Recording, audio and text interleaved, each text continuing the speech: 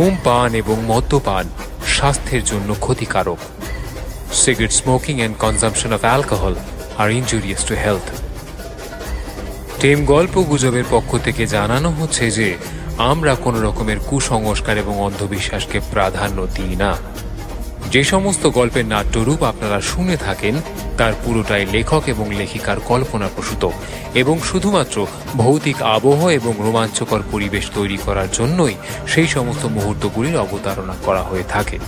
এর সঙ্গে বাস্তবে কোনো ঘটনার কোনো রকম সম্পর্ক নেই। তা সত্ত্বেও যদি সেই সমস্ত ঘটনার সাথে বাস্তবের কোনো ঘটনার কোনো মিল পাওয়া যায় তা নিতান্তই কাকতালীয় এবং অনিচ্ছাকৃত। ধন্যবাদ।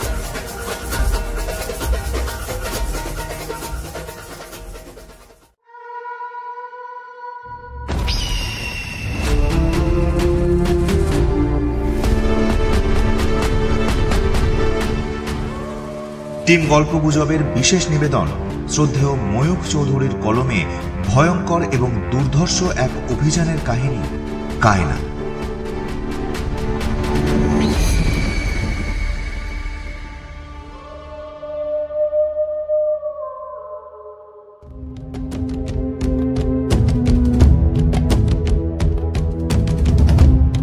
আমাদের আজকের লেখক ময়ূখ চৌধুরী বাংলার কমিক্স জগতের মুকুটহীন সম্রাট।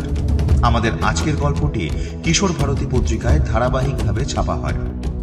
আজকের গল্পের নায়কের কথা যদিও অনেকেই শুনেছেন শ্রদ্ধেয় বিভূতিবাবুর চাঁদের পাহাড় উপন্যাসে, যদিও আমাদের আজকের গল্পের নায়কের সাথে চাঁদের পাহাড়ের চরিত্রের কিছুটা পার্থক্য আছে। যদিও ইনি আফ্রিকা অভিযান করে মৃত্যু গহ্বরের সন্ধান পান এবং তার রহস্য ভেদ করতে অভিযান করেন। গল্পটির নাট্যরূপ দিয়েছে বর্ষা। আজকের গল্প পাঠে অমেন। আত্মীয় গাত্যের চরিত্রে শুভ্রকমল মুখার্জি, অন্যান্য চরিত্রে দীপঙ্কর দেব, রাজ চট্টোপাধ্যায়, পার্থ মুখার্জি, রৌনক ও সোমদর্শী। বিশেষ আবহ নির্মাণে সৈকত ও শুভ্রকমল মুখার্জি। শব্দ সংযোজন এবং মাস্টারিংয়ে Rimpa Ghosh. Poster design Shubhadeep Mukherjee. Calligraphy Surya. Visual graphics Dev Dutta. আবহ, সাউন্ড এফেক্টস এবং সমগ্র নির্দেশনায় সোমদর্শী এবং সূত্রধার আমি স্নেহাদ্রি। বিশেষ ধন্যবাদ স্বাগত বাবুকে আমাদের এই উদ্যোগে পাশে থাকার জন্য। শুরু হচ্ছে আমাদের ভয়ঙ্কর এবং দুঃসাহসিক এক অভিযানের কাহিনী কায়না।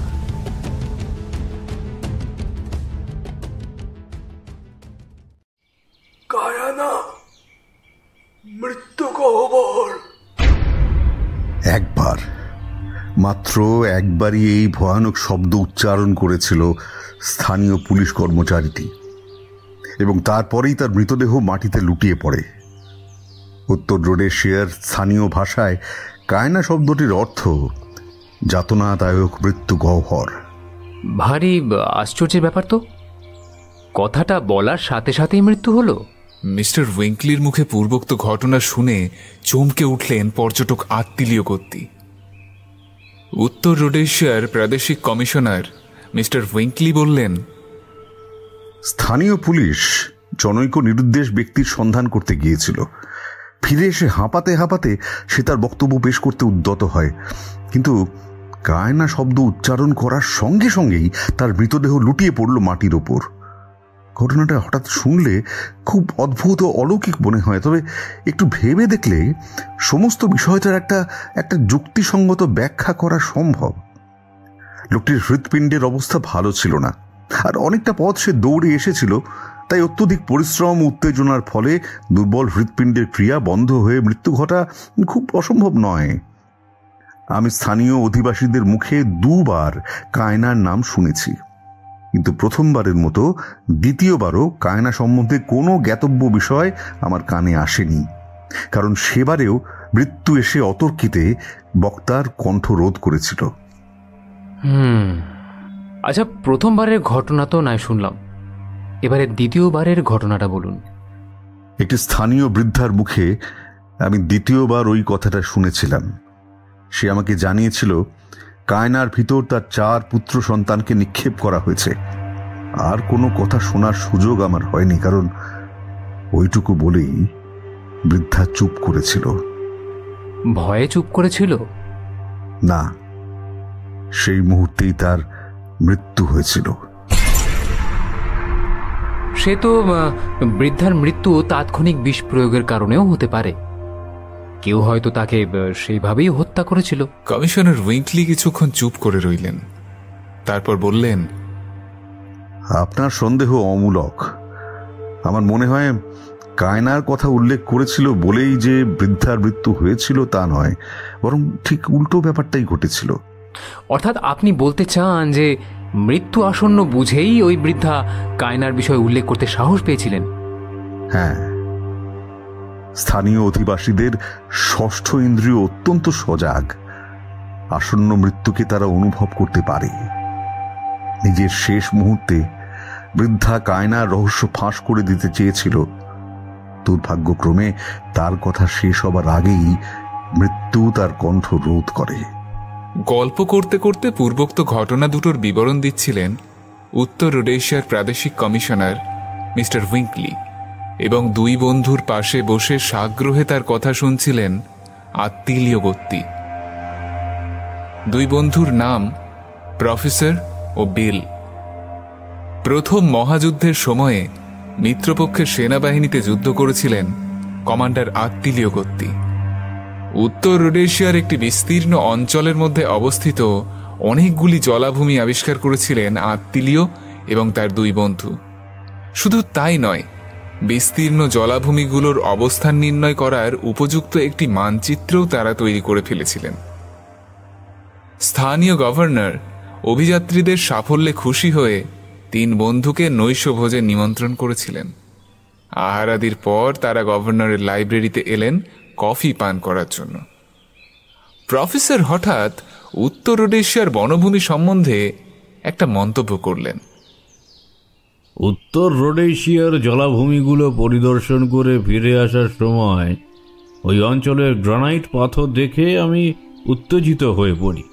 এমনকি এটা স্বীকার করতেও দ্বিধা নেই যে এই রকম অদ্ভুত নৈসর্গিক দৃশ্য আমি আফ্রিকার কোনো জায়গায় দেখতে পাইনি। প্রফেসরের কথায় সহমত প্রকাশ করে বিল বলল, অরণ্যের পটভূমিতে অবস্থিত অসংখ্য পাথরে ভর্তি গুহার দৃশ্য আমাকেও অভিভূত করে দিয়েছিল। নৈশভোজে উপস্থিত রাজপুরুষদের মধ্যে প্রাদেশিক কমিশনার মিস্টার উইঙ্কলি ছিলেন একমাত্র ব্যক্তি যিনি উত্তর রোডেশিয়ার সঙ্গে ভালোভাবে পরিচিত। এই অঞ্চলের কোনো বৈশিষ্ট্যই তার অজানা ছিল না। মিস্টার উইঙ্কলি বললেন, কোনো শ্বেতাঙ্গ এই অঞ্চল পরিদর্শন করেনি। এখানে গাড়ি চলার রাস্তা নেই। যতদূর জানি খনিজ দ্রব্যও পাওয়া যায় না। মাম্বোয়া নামক যে নিগ্র জাতি এখানে বাস করে তাদের সংখ্যাও খুব বেশি নয়। তারা লাজুক প্রকৃতির এবং শ্বেতাঙ্গদের সংস্পর্শে আসতে অনিচ্ছুক। সরকারও তাদের ঘাঁটিয়ে অনর্থক বিপত্তি সৃষ্টি করতে চান না। মিস্টার উইঙ্কলির কথা শুনে প্রফেসর ও বিল দুজনেই দারুণ উত্তেজিত হয়ে উঠলেন। তারা দুজনেই উৎসাহের সঙ্গে জানালেন যে, দেখুন, ওই অঞ্চলের বিচিত্র নৈসর্গ দৃশ্য দেখে আমাদের ধারণা হয়েছে প্রকৃতি দেবীর বহু গোপন তত্ত্ব সেখানে লুকোনো আছে, এবং আন্তরিকভাবে চেষ্টা করলে আমাদের পক্ষে সেই গোপন রহস্যগুলো আবিষ্কার করা খুব কঠিন হবে না। আত্তিলিও কোনো কথা বলেননি। সঙ্গীদের সঙ্গে তিনি একমত হতে পারেননি তখনও পর্যন্ত। ওই ধরনের অভিযানের সাফল্য সম্বন্ধে তার দ্বিধা ছিল, তাই কোনো মন্তব্য প্রকাশ করেননি আত্তিলিও সাহেব। মিস্টার উইঙ্কলি হঠাৎ বলে উঠলেন, আপনারা যদি মৃত্যুগহ্বর আবিষ্কার করতে পারেন তাহলে একটা কাজের মতো কাজ হয় বটে।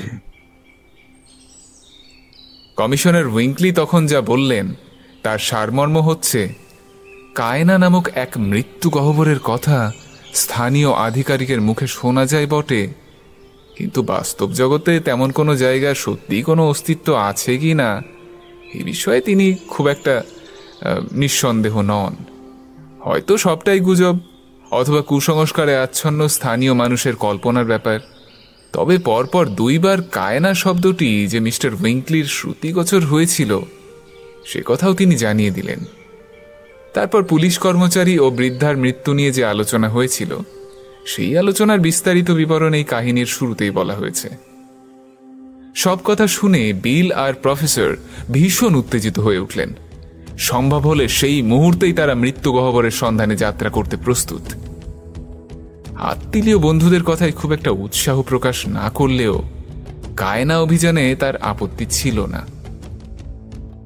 শেষকালে অবশ্য বিপদের গুরুত্ব বুঝে প্রফেসর এবং বিল পিছিয়ে আসতে চেয়েছিলেন, কিন্তু মহাযুদ্ধের ইটালিয়ান সৈনিক ও প্রসপেক্টর কমান্ডার আত্মীয় গত্তি একবার কাজ শুরু করে পিছিয়ে আসতে রাজি হলেন না। গভর্নরের বাড়ি থেকে নিজের আস্তানায় ফিরে আসতেই তিন বন্ধু অভিযানের পরিকল্পনা স্থির করে ফেললেন। তারা জানতেন স্থানীয় সরকার তাদের সাহায্য করবেন, কিন্তু সরকারের সাহায্য পেলেই সব সমস্যার সমাধান হবে এমনটা কিন্তু ভাবা ঠিক নয়। কাজটা খুবই কঠিন। মাম্বোয়া জাতির প্রধান ব্যক্তিরা অভিযাত্রীদের উদ্দেশ্য জানতে পারলে বিভিন্ন উপায়ে তাদের বাধা দেবার চেষ্টা করবে এবং সেই বাধা বিপত্তি জয় করে 30,000 বর্গমাইল এলাকা জুড়ে সাপদ সংকুল অজানা স্থানে এক গোপন গুহার অস্তিত্ব আবিষ্কার করা যে কতখানি কঠিন সে কথা অন্তত আত্মীয়র অজ্ঞাত ছিল না। বিপদের গুরুত্ব বুঝেই তিনি এই অভিযান সম্পর্কে প্রথমে উৎসাহ দেখাননি, কিন্তু অভিযানের দায়িত্ব গ্রহণ করে আত্মীয়র মনের ভাব বদলে গেল। বাস্তব জগতে যদি সত্যি মৃত্যু গুহার অস্তিত্ব থাকে তবে যেমন করেই হোক ওই জায়গাটা খুঁজে বের করার প্রতিজ্ঞা করলেন আত্মীয়।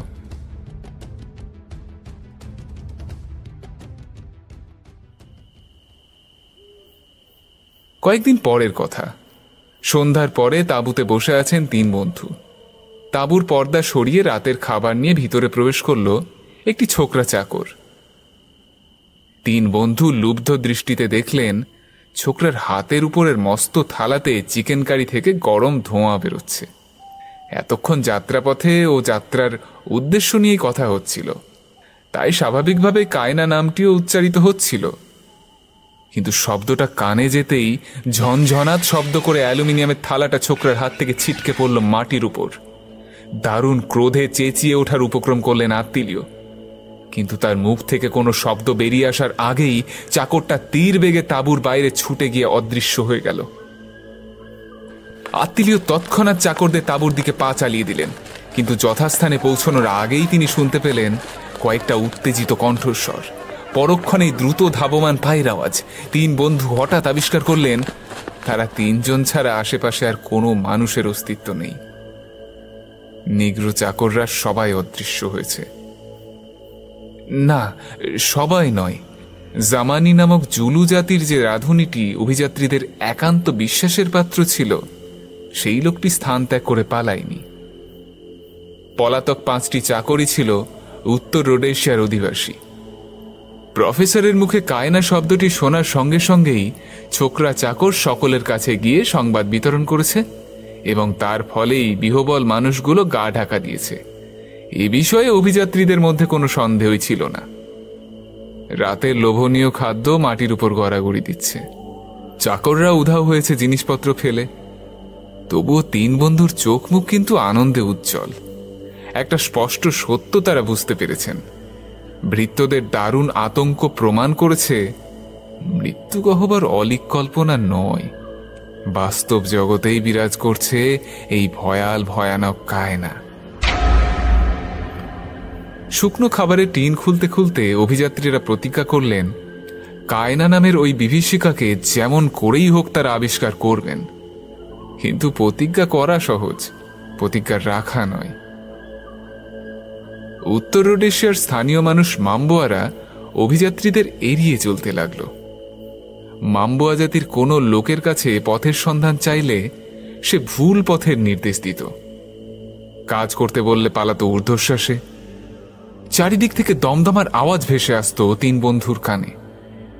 এখানে ওখানে চোখে পড়ত শূন্যে ভাসমান ধোঁয়ার কুণ্ডুলি। মাম্বোয়াদের সংকেত, কারণ অভিযাত্রীদের উদ্দেশ্য এখন আর তাদের অজানা নয়। গ্রাম থেকে গ্রামান্তরে ভেসে যায় ধোঁয়ার অক্ষরে লেখা কুণ্ডুলি পাকানো দুর্বোধ্য সতর্কবাণী। সাবধান, সাদা মানুষ এসেছে মৃত্যু গহ্বরের সন্ধানে। প্রথমে দমদমার আওয়াজ ও ধোঁয়ার সাংকেতিক অর্থ সঠিকভাবে বোধগম্য না হলেও মাম্বোয়াদের মনোভাব অভিযাত্রীরা বুঝতে পেরেছিলেন ঠিকই। খুব শীঘ্রই অভিযাত্রীরা এটাও বুঝলেন মাম্বোয়া জাতি তাদের বয়কট করেছে। অবশেষে জেলা কমিশনারের সঙ্গে দেখা করে সব কথা খুলে বললেন। কমিশনার তাদের কথা শুনে সহানুভূতি প্রকাশ করলেন এবং সক্রিয়ভাবে অভিযাত্রীদের সাহায্য করতে সচেষ্ট হলেন। কিন্তু মাম্বোয়াদের মধ্যে যারা কমিশনারের একান্ত অনুগত ছিল, তারাও তার কথায় অভিযাত্রীদের দলে যোগ দিতে রাজি হল না। অবশেষে 4 জন মাম্বোয়া বন্দী অভিযাত্রীদের দলে কাজ করতে সম্মত হল। তারা বোধহয় ভেবেছিল দিনের পর দিন বন্দী অবস্থায় গাধার খাটুনি না খেটে যদি পরিশ্রমের বিনিময়ে কিছু অর্থ উপার্জন করা যায় তাহলে ক্ষতি কি। তাছাড়া ভালোভাবে কাজ করলে মুক্তির প্রতিশ্রুতি দিয়েছিল জেলা কমিশনার। অতএব বন্দী 4 জন মহা উৎসাহে অভিযাত্রীদের দলে যোগ দিল। ইতিমধ্যে কমিশনার সাহেবের সঙ্গে অভিযাত্রীদের দস্তুর মতো বন্ধুত্ব হয়ে গেছে। কমিশনার বেশ বুদ্ধিমান মানুষ। তিনি রটিয়ে দিলেন গুহাবাসী জন্তু জানোয়ার দেখার জন্যই অভিযাত্রীরা এই অঞ্চলে পদার্পণ করেছেন। ধাপ্পায় কাজ হলো। মাম্বোয়ারা অভিযাত্রীদের সঙ্গে কিছুটা সহজভাবে মেলামেশা শুরু করল।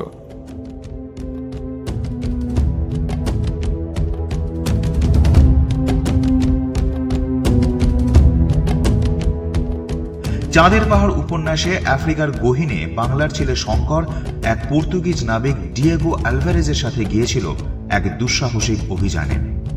সেই কাহিনীর প্রতিটি বিবরণ শ্রদ্ধেয় লেখক বিভূতিভূষণ বাবুর কলম বুনে আজও গাঁথা আছে আমাদের মনে। শঙ্কর যখন বিশাল রিক্টার্সভেল্ড পর্বতমালার বন পার করে কালাহারি মরুভূমি অতিক্রম করছিল, তখন সে দৈবাত একটি গুহায় আশ্রয় নেয়, যেখানে একটি মনুষ্য কঙ্কাল ছিল শায়িত অবস্থায়। সেই মানুষটির জীবদ্দশায় লিখিত চিঠির মাধ্যমে শঙ্কর জানতে পারে যে ওনার নাম আত্তিলিও গাত্তি। আমাদের আজকের অভিযানের নায়কের নামও আত্তিলিও গাত্তি। কিন্তু এই আত্তিলিও গাত্তি বিভূতিবাবু এবং শঙ্করের আত্তিলিও গাত্তি নয়। আমাদের আজকের গল্পের নায়ক আত্তিলিও গাত্তি ছিলেন একাধারে ভূপর্যটক, লেখক এবং তথ্যচিত্র নির্মাতা। যদিও তিনি ছিলেন অ্যাডভেঞ্চার প্রিয় মানুষ, তিনি 20 শতাব্দীর শুরুর দিকে বহুবার আফ্রিকা ভ্রমণ করেছিলেন। তার বিভিন্ন ভ্রমণ কাহিনী নিয়ে বেশ কিছু বই প্রকাশিত হয়েছে। আজকের গল্প কায়ানা তার সেই অভিযানকে কেন্দ্র করেই নির্মিত হয়েছে।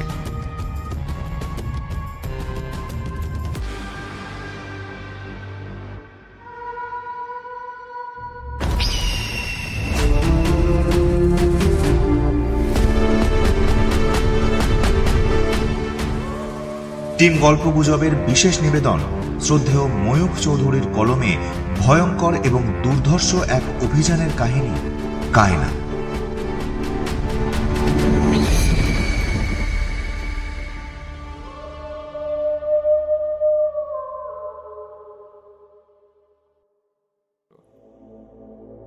তিন বন্ধু এবার সাবধান হয়েছেন। কায়নার নাম মাহাত্ম্য যে বিপত্তির সূচনা করেছিল তা এত শীঘ্র ভুলে যাওয়ার কথা নয়। কেউ আর কায়নার নাম মুখে আনত না। এই অভিযান ভালোভাবে চালানোর জন্য একটা মানচিত্রের প্রয়োজন ছিল, কিন্তু তেমন কিছু কোথাও পাওয়া গেল না বলে অভিযাত্রীরা ঠিক করলেন তারা নিজেরাই এলাকাটা পরিদর্শন করে একটা চলনসই মানচিত্রের খসড়া তৈরি করে নেবেন। কাজটা 2-4 দিনের মধ্যে হওয়ার নয়, বেশ সময় সাপেক্ষ ব্যাপার। তাই যে কয়টা দিন ওটা তৈরি না হয় সেই কয়দিনের জন্য একটা স্থায়ী আস্তানার প্রয়োজন। অতএব স্থায়ীভাবে একটা তাঁবু খাটানো হলো। তাঁবুটা যেখানে পাতা হয়েছিল সেই জায়গাটার চারিদিকে পড়েছিল অজস্র গ্রানাইট পাথর। সমস্ত অঞ্চলটা যেন গ্রানাইট পাথরের রাজত্ব। যেদিকে চোখ যায় খালি পাথর আর পাথর। একটা তাঁবু খাটিয়েই কাজ শেষ হলো না। জিনিসপত্র, সাজ সরঞ্জাম মজুত করার জন্য কয়েকটা কুঁড়ে ঘর দরকার। কিন্তু শক্ত পাথুরে মাটির উপর খুঁটি পুঁতে ঘর তোলা কি 2-4 জনের কাজ? তাছাড়া বাক্সবন্দি অজস্র সাজ সরঞ্জাম বহন করার জন্যও তো কিছু লোক দরকার। খুঁটিনাটি আরও যেসব কাজ ছিল তার জন্যও লোক চাই। অর্থাৎ বেশ কিছু জনমজুর না হলে অভিযাত্রীদের আর চলছে না। 3 বন্ধুর সঙ্গে যে 4 জন মাম্বোয়া বন্দী কাজ করার জন্য এসেছিল তাদের এবার পদোন্নতি ঘটল। খাটুনির কাজ থেকে মুক্তি দিয়ে আত্মীয় তাদের জন্মজুর সংগ্রহের কাজে নিযুক্ত করলেন। তারা হয়ে গেল রিক্রুটিং অফিসার। কাজটা তাদের খুব পছন্দ হয়েছিল এবং ওই কাজে তারা যথেষ্ট সাফল্য অর্জন করেছিল। মোটা অঙ্কের পারিশ্রমিক এবং নানা রকমের উপহার পেয়ে মাম্বোয়ারা ভারী খুশি। সেই সংবাদ চারিদিকে ছড়িয়ে পড়তেই লুব্ধ জনতার স্রোত এমনভাবে বাড়তে লাগলো যে মাসখানেক পরেই অভিযাত্রীরা দেখলেন লোকের অভাবে বিপন্ন হওয়ার কোনো কারণ আর নেই।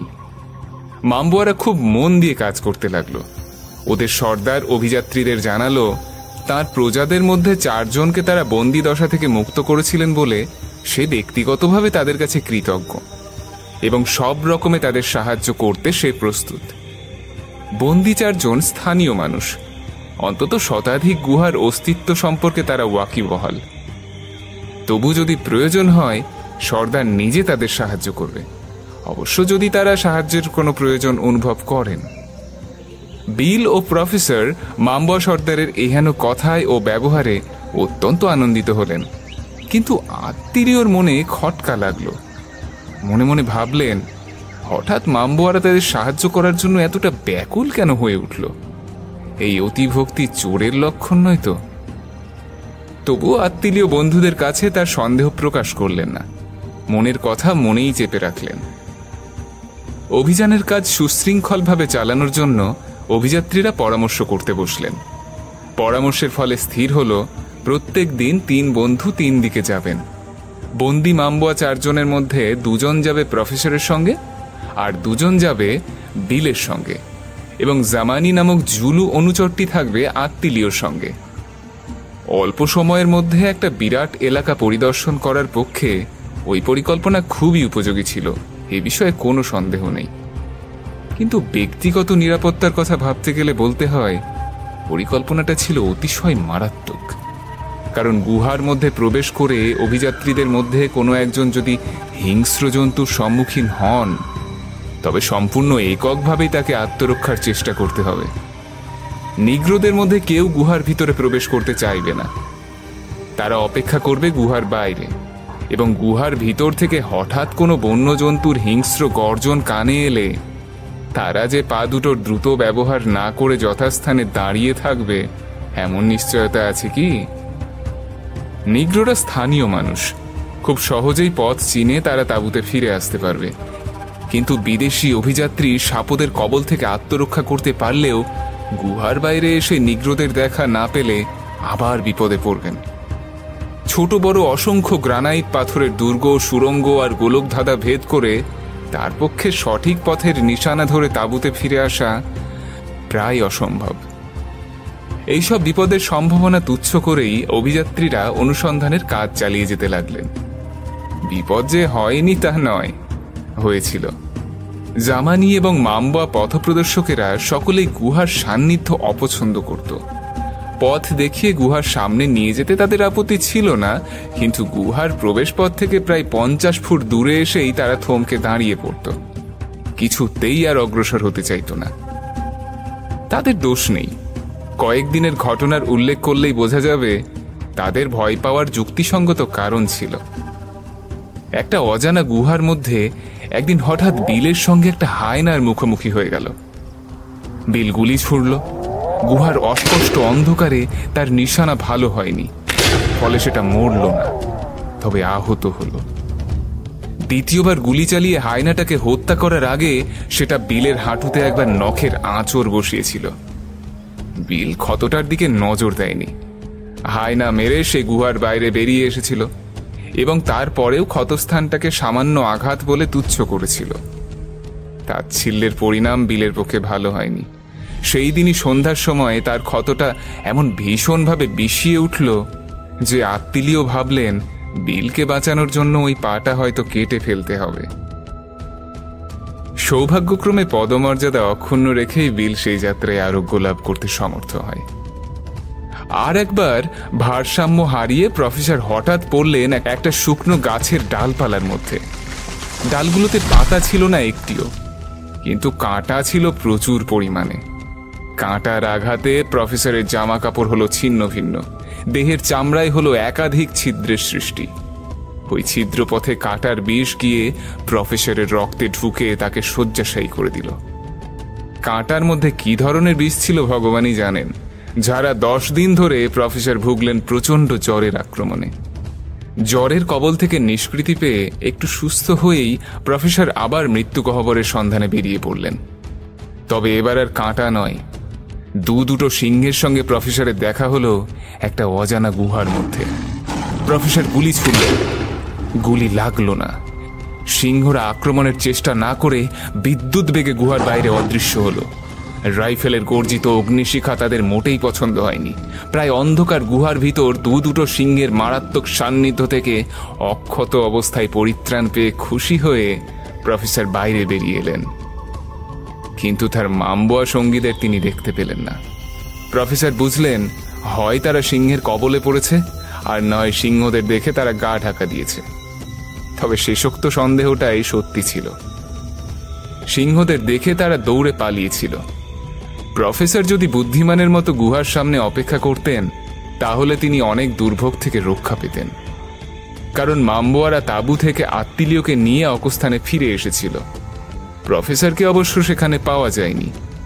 মামবোয়াদের না দেখতে পেয়ে প্রফেসর নিজেই তাঁবুতে ফিরে আসার চেষ্টা করেছিলেন এবং দিশেহারা হয়ে গন্তব্যস্থলের বিপরীত দিকে হাঁটতে হাঁটতে বিভ্রান্ত হয়ে পড়েছিলেন।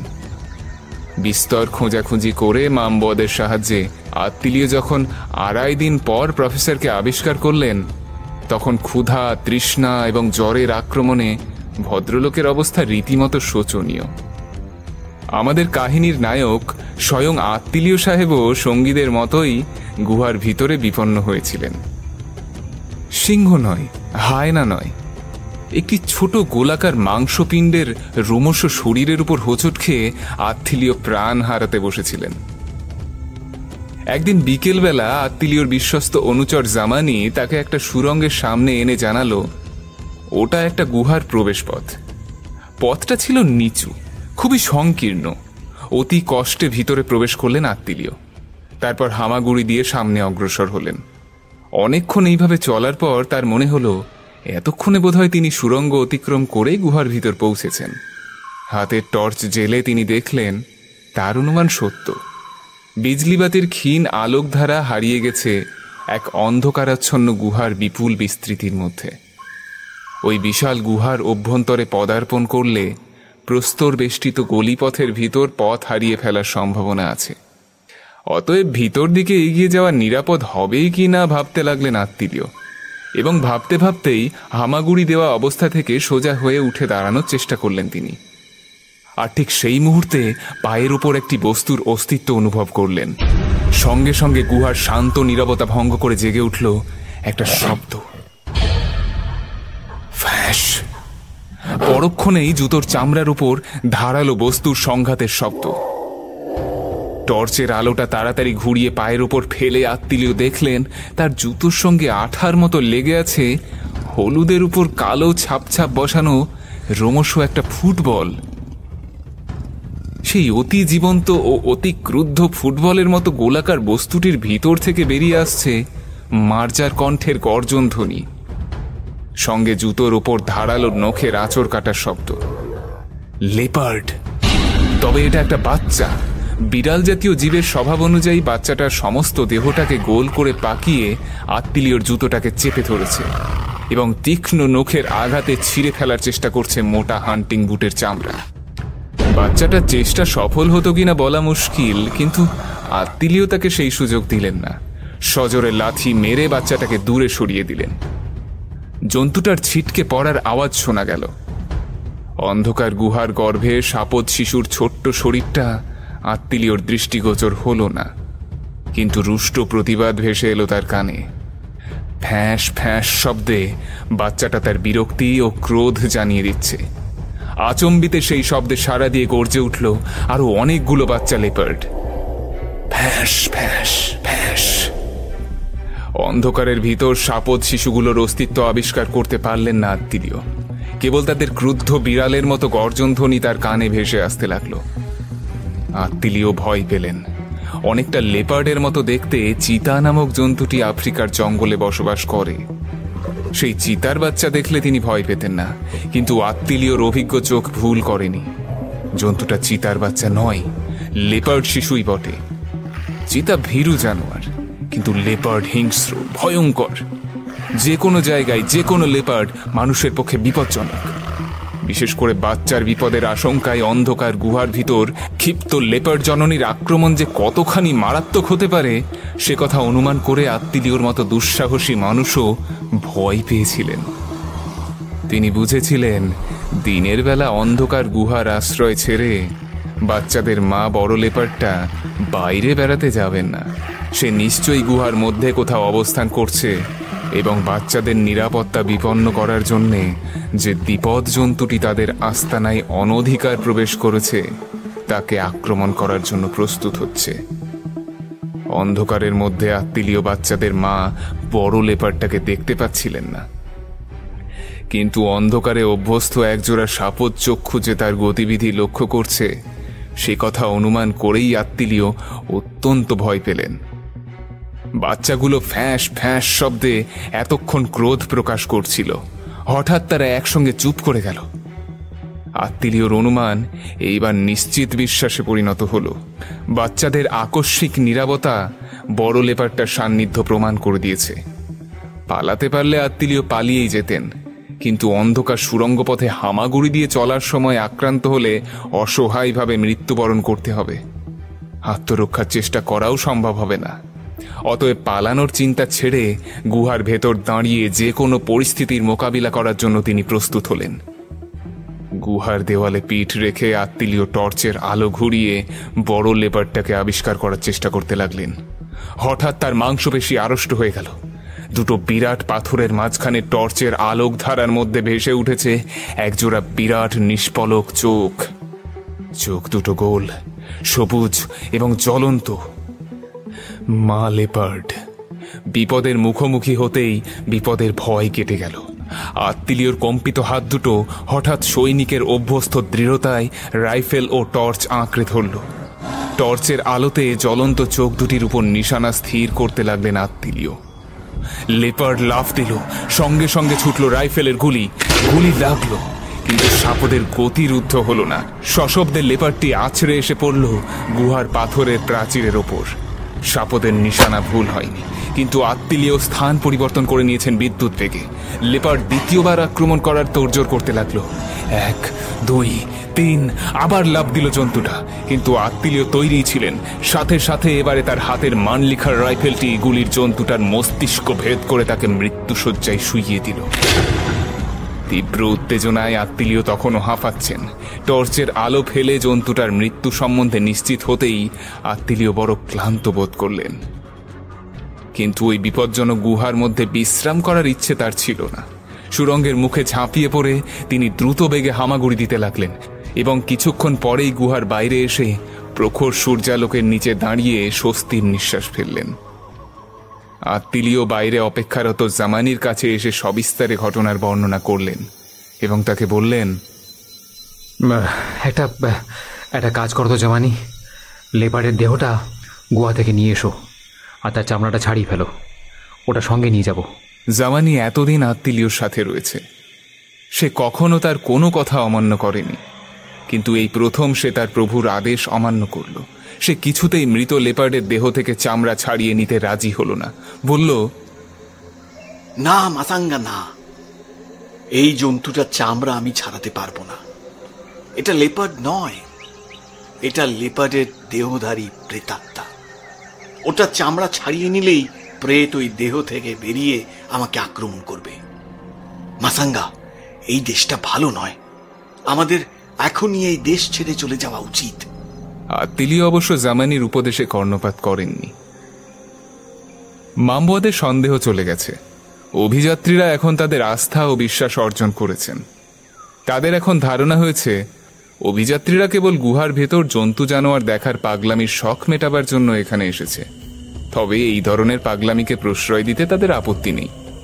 সাদা মানুষেরা যদি গুহার মধ্যে ঢুকে জন্তু জানোয়ারের আঁচড় কামড় খেতে চায় এবং সেই কাজে সাহায্য করলে যদি টাকা পয়সা, সিগারেট আর নানা রকম উপহার পাওয়া যায়, তাহলে তাদের সাহায্য করতে আপত্তি কি? তবে হ্যাঁ, কায়নার কথা না বললেই হয়। আত্মীয় বুঝে গেছেন এই হচ্ছে অনুসন্ধান কার্য চালানোর উপযুক্ত সময়। এখন কি ফিরে যাওয়া যায়?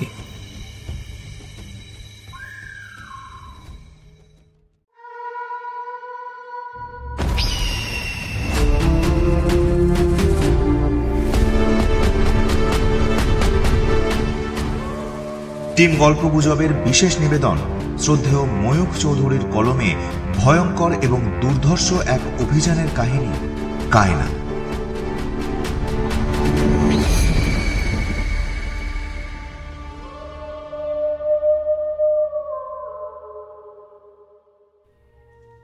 বাংলা কমিক্স জগতের মুকুটহীন সম্রাটের নাম ময়ূখ চৌধুরী। কমিক্স বা গল্প লেখার সময় ময়ূখ, আবার ছবি আঁকার সময় সই করতেন প্রসাদ রায় রূপে। তার আসল নাম শক্তি প্রসাদ রায়চৌধুরী। বাংলায় প্রচুর কমিক্স করেছেন। জনপ্রিয় বাঙালি কমিক্স শিল্পী হিসাবে নারায়ণ দেবনাথের পরেই তার নাম আজও আসে। বাংলার প্রথম অ্যাকশন কমিক্স ঋণ শোধ, যা সন্দেশ পত্রিকায় 1962 সালে প্রকাশিত হয়েছিল, তা ছিল তাঁরই সৃষ্টি। কমিক্সের পাশাপাশি ময়ূখ চৌধুরী লিখেছেন ও অনুবাদ করে গেছেন বেশ কিছু অ্যাডভেঞ্চার গল্প। বন্যপ্রাণী সংক্রান্ত গল্প লিখতে বা সেসব গল্পের ছবি আঁকতে ময়ূখ খুব ভালোবাসতেন। তার ইলাস্ট্রেশনগুলি হতো একেবারে জীবন্ত। রেফারেন্স ওয়ার্কের জন্য তিনি অনেক বইপত্র ঘাঁটতেন, চিড়িয়াখানায় যেতেন। সত্যজিৎ রায়ের বাড়িতেও তাঁর যাতায়াত ছিল। এমনকি সত্যজিৎ রায়ের বিশাল লাইব্রেরি থেকে তিনি নানান সহায়তা পেয়েছিলেন। তিনি আত্মীয় গত্তির কোনো ডায়েরি বা রোজনামচার সন্ধান পান এবং বাংলায় কায়নার বিবরণ লেখেন। কায়না প্রথমে কিশোর ভারতী পত্রিকায় প্রকাশিত হয়, পরে বই হিসাবে। আত্মীয় গত্তির এটি প্রথম অভিযান, যদিও পরবর্তীকালে তিনি আফ্রিকার আরও গহীনে অভিযান করেছিলেন।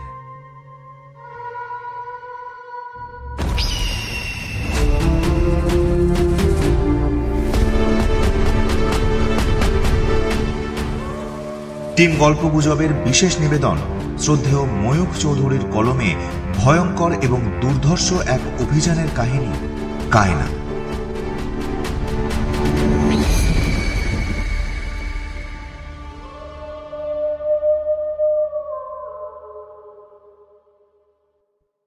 লেপার্ডের প্রেতাত্মার গল্পে কর্ণপাত না করলেও সেই রাত্রের পর থেকে পরপর বেশ কয়েকটা রাত আত্মীয় ঠিকমতো ঘুমোতে পারলেন না। রাতে চারপাশ নিঝুম হলেই সঙ্গীরা ঘুমিয়ে পড়লে আত্মীয়র খালি মনে হতো কিছু যেন তাঁবুর চারপাশে ঘুরে বেড়ায় সারা রাত ধরে। একদিন হঠাৎ দুটি মামবোয়ার কথা আত্মীয়র কানে এলো। আত্মীয় ছিলেন তাঁবুর ভেতরে। মামবোয়ারা তাকে দেখতে পায়নি। তিনি শুনলেন একজন মামবোয়া বলছে, খুব সম্ভবত যে 5টা ছেলে আগে সাদা মানুষের কাজ করত তারা ভুল করেছে। বোধহয় ওরা সাদা মানুষের কথা বুঝতে পারেনি। হতে পারে, কিংবা হয়তো সেই খোঁজ সাদা মানুষেরা খেয়ালের বশে করেছিল। এখন সেই খেয়াল কেটে গেছে, কারণ আমরা এখন যেদিকেই যেতে বলি ওরা সেদিকেই যায়। ওরা যেদিকে গেলে আমাদের মাতব্বরেরা বিপদ হবে বলে মনে করে, সেদিকে কিন্তু ওরা যায় না, কখনোই পা পালায় না। আত্মীয়র উদ্দেশ্য সিদ্ধ হয়েছে। মামবোয়াদের বিশ্বাস অভিযাত্রীরা মৃত্যু গহ্বর নিয়ে মাথা ঘামাতে চায় না। মানচিত্রটা নিয়ে আত্মীয় দাগ দিতে লাগলেন। তার পরিকল্পনা ছিল খুবই সহজ। মামবোয়ারা নিশ্চয়ই কায়নার ধারে কাছে অভিযাত্রীদের উপস্থিতি চাইবে না। অতএব মৃত্যু গহ্বর যেখানে অবস্থান করছে তার থেকে দূরে দূরেই তাদেরকে রাখার চেষ্টা করবে। যে জায়গাগুলো একবার দেখা হয়ে যায় ম্যাপের গায়ে সেই জায়গাগুলোকে চিহ্নিত করে রাখতেন আত্মীয়রা। ম্যাপটাতে দাগ দিতে দিতে একসময় তারা নিশ্চিতভাবে দেখতে পাবেন কোন এলাকাটাকে বাদ দেওয়া হচ্ছে। এইবার যদি তাদের চোখে ধরা পড়ে একটা নির্দিষ্ট এলাকা মামবোয়ারা এড়িয়ে যাচ্ছে, তাহলে সেই অঞ্চলটায় অভিযান চালালেই মৃত্যু গহ্বরের সন্ধান পাওয়া যাবে। তবে হ্যাঁ, এখানে একটা কিন্তু আছে। যেসব এলাকায় যাওয়া হয়েছে ম্যাপের গায়ে সেই জায়গাগুলোকে ফুটকির দাগ বসিয়ে চিহ্নিত করা হয়েছে। এখানে পেন্সিলের লাইন টেনে দেখা যাচ্ছে কয়েকটা বিচ্ছিন্ন জায়গা ম্যাপের উপর চক্রাকারে ছড়িয়ে আছে। অর্থাৎ সেই সব স্থানে এখনো পর্যন্ত অভিযাত্রীদের পায়ের ধুলো পড়েনি। কিন্তু সেই ছোট ছোট টুকরো টুকরো অনাবিষ্কৃত এলাকার পরিধি বড় একটা কম নয়। এইভাবে আর কতদিন অভিযান চালানো সম্ভব? ইতিমধ্যেই অভিযাত্রীরা বেশ কয়েকবার বিপদে পড়েছেন। অজানা গুহার অন্ধকারে অনিশ্চিত প্রত্যাশায় দিনের পর দিন জীবন বিপন্ন করা কি বুদ্ধিমানের কাজ? 3 মাস তো হয়ে গেল, আর কতদিন? অতএব পরামর্শ সভা বসল। প্রফেসর এবং বিল অভিযান চালানোর বিপক্ষে রায় দিলেন। প্রফেসরের বক্তব্য হচ্ছে, শোনো আত্মীয়, 3 মাস অনুসন্ধান চালিয়ে 129টা গুহা খোঁজা হয়েছে, কিন্তু মৃত্যু গহ্বর এখনো পর্যন্ত আমাদের দৃষ্টিগোচর হয়নি। কায়নার অস্তিত্ব সম্বন্ধে আমি মোটেও নিঃসন্দেহ হতে পারছি না। তাহলে তোমরা কি বলতে চাও? এই অঞ্চলের বিভিন্ন গুহার মধ্যে প্রাচীন গুহা মানবের বসবাসের নিদর্শন এবং বিবিধ প্রকার খনিজ বস্তুর অস্তিত্ব আমরা দেখেছি এই কমাসে। সমগ্র পৃথিবীর কাছে এসবের পুরাতাত্ত্বিক প্রত্নতাত্ত্বিক মূল্য বুঝতে পারছো তো তোমরা?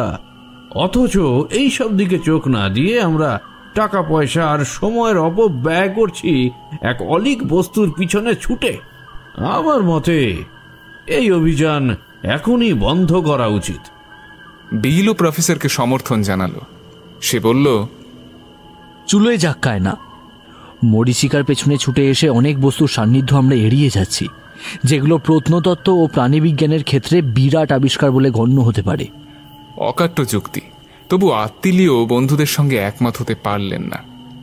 আত্মীয় শেষ চেষ্টা করে বললেন, কিন্তু আমি নিজে কানে একজন মামবোয়ার কথা শুনেছি। লোকটা তার সঙ্গীকে বলছিল আমরা নাকি কখনোই সেদিকে যাইনি। সেদিকে আমাদের গতিবিধি ওই মামবোয়া প্রধানরা পছন্দ করে না। খুব সম্ভবত আমাদের অজ্ঞাতে কায়নার সামনে দিয়ে আমাদের ঘুরিয়ে নিয়ে যাওয়া হয়েছে। আসলে জায়গাটা ছাড়িয়ে মামবোয়াদের সঙ্গে আমরা অন্য দিকের গুহায় গুহায় ঘুরছি। এইভাবে 10 বছর ঘোরাঘুরি করলেও আমরা মৃত্যু গহ্বরের অস্তিত্ব আবিষ্কার করতে পারবো না। বেশ, ঠিক আছে। যে সমস্ত গুহাতে খনিজ দ্রব্য বা ওই ঐতিহাসিক বস্তুর নিদর্শন আছে বলে মনে হয়, আমরা সেই সব গুহাতে সন্ধান চালিয়ে আবিষ্কারের সম্মান লাভ করব। তোমাদেরকে আমি কায়নার পেছনে সময় নষ্ট করতে আর বলবো না। সঙ্গে যত খুশি লোক নাও, তাতে আমার কোনো আপত্তি নেই। কিন্তু এতদিন ধরে এত কষ্ট সহ্য করার পর এত তাড়াতাড়ি আমি হাল ছেড়ে দিতে রাজি নই। অন্তত আরও 1 মাস, আরও 1 মাস আমি দেখব। এই নির্দিষ্ট 1 মাসের মধ্যে যদি কোনো ফল না পাই, তাহলে আমি কথা দিচ্ছি আমি কায়না অভিযানে ইস্তফা দেব। আত্মীয়র প্রস্তাবে কারো আপত্তি হল না। প্রসঙ্গত 1928 খ্রিস্টাব্দের 14ই সেপ্টেম্বর এই প্রস্তাব গৃহীত হয়। পরের দিন অর্থাৎ 15ই সেপ্টেম্বর স্বয়ং মামবোয়া সর্দার আত্মীয় সাহেবের সঙ্গী হল। ইতিপূর্বে সর্দার তাদের উপদেশ নির্দেশ দিয়েছে কোথায় কোন পথে গেলে নতুন নতুন গুহার সন্ধান পাওয়া যাবে, জানিয়েছে। কিন্তু সে ব্যক্তিগতভাবে কখনো অভিযাত্রীদের সঙ্গী হয়নি। খুব সম্ভবত সে বুঝেছিল অভিযাত্রীরা শীঘ্রই তাদের দেশ ছেড়ে বিদায় নেবেন। সর্দারের সঙ্গে কয়েকজন মামবোয়া অনুচর ছিল। তারা সকলেই বিভিন্ন গুহার সন্ধান দিয়ে আত্মীয়কে সাহায্য করতে চাইল। উৎসাহের আধিক্যে আত্মীয় সেদিন 13টা নতুন গুহা পরিদর্শন করে ফেললেন। একদিনে এতগুলো গুহা অভিযাত্রীদের মধ্যে কেউ ইতিপূর্বে পরিদর্শন করতে পারেননি। 14 নম্বর গুহাটার মুখে যখন আত্মীয় পৌঁছলেন, তখন সন্ধ্যা প্রায় আগত। অস্পষ্ট অন্ধকারের প্রলেপ পড়েছে পৃথিবীর বুকে। আত্মীয় 14 নম্বর গুহার মধ্যে প্রবেশ করলেন। সঙ্গীরা গুহার বাইরে দাঁড়িয়ে অপেক্ষা করতে লাগলো। গুহার মধ্যে তখন অস্পষ্ট অন্ধকার। কিছুক্ষণ সেই অন্ধকারে থাকলে চোখ সয়ে যায়। তখন সবসময় টর্চ জেলে রাখার প্রয়োজন পড়ে না। আত্মীয় টর্চ না জেলেই গুহার মধ্যে বেশ খানিকটা চলে গিয়েছিলেন। এসব সময়ে মানুষের বুদ্ধি শক্তির সাথে আরও একটা জিনিস কাজ করে, আর তার নাম হলো ষষ্ঠ ইন্দ্রিয়। আত্মীয় ষষ্ঠ ইন্দ্রিয় যেন হঠাৎ সজাগ হয়ে উঠল এবং তাকে সামনে এগোতে বাধা দিল। আত্মীয় থেমে গেলেন ওখানেই।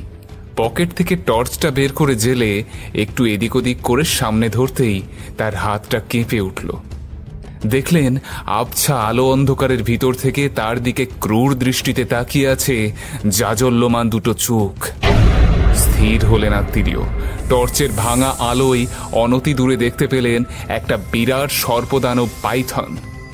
এত মোটা আর এত লম্বা সাপ কখনো দেখেননি তিনি। বুঝলেন সামান্য ভুলেই মৃত্যু সুনিশ্চিত। চকিতে রাইফেল তুলে গুলি চালালেন। গুলির নিশানা অব্যর্থ। পাইথনের মাথা উড়ে গেল ছিন্ন ভিন্ন হয়ে। কিন্তু মুন্ডহীন বিরাট শরীরটা মৃত্যু যাতনায় আত্মীয়র চারপাশে আছড়ে পড়তে লাগলো, যেন এক একটা অতিকায় চাবুকের মতো। অজগর জাতীয় বিরাটাকার সরীসৃপের দেহ মৃত্যুর পরেও বেশ কিছুক্ষণ অন্ধ আক্ষেপে কুণ্ডুলির পর কুণ্ডুলি পাকিয়ে ছটফট করতে থাকে। এই সাপটাও তেমনই করছিল। কিন্তু এমন হঠাৎ উত্তেজনায় বোধহয় আত্মীয়র বুদ্ধিভ্রংশ হলো। সেখান থেকে ছুটে পালিয়ে যাবার বদলে, মৃতপ্রায় সাপের লেজের আঘাত থেকে নিজেকে বাঁচানোর চেষ্টা করার বদলে সেখানে দাঁড়িয়েই তিনি বারবার গুলি চালিয়ে সরীসৃপের অন্তিম আস্ফালনকে স্তব্ধ করে দেওয়ার চেষ্টা করতে লাগলেন। বিরাট লম্বা এবং মোটা একটা সর্পিল দেহ যদি চাবুকের মতো সজোরে কোনো মানুষের গায়ে আছড়ে পড়ে, তাহলে মানুষটার যে অবস্থা হয়, আত্মীয় সাহেবেরও সেই অবস্থাই হলো। জ্ঞান হারিয়ে ফেলার আগে ক্ষণিকের জন্য তিনি অনুভব করলেন একটা মস্ত পাহাড় যেন তার উপর ভেঙে পড়ছে। পরক্ষণেই তার চৈতন্যকে লুপ্ত করে নামল মূর্ছার অন্ধকার।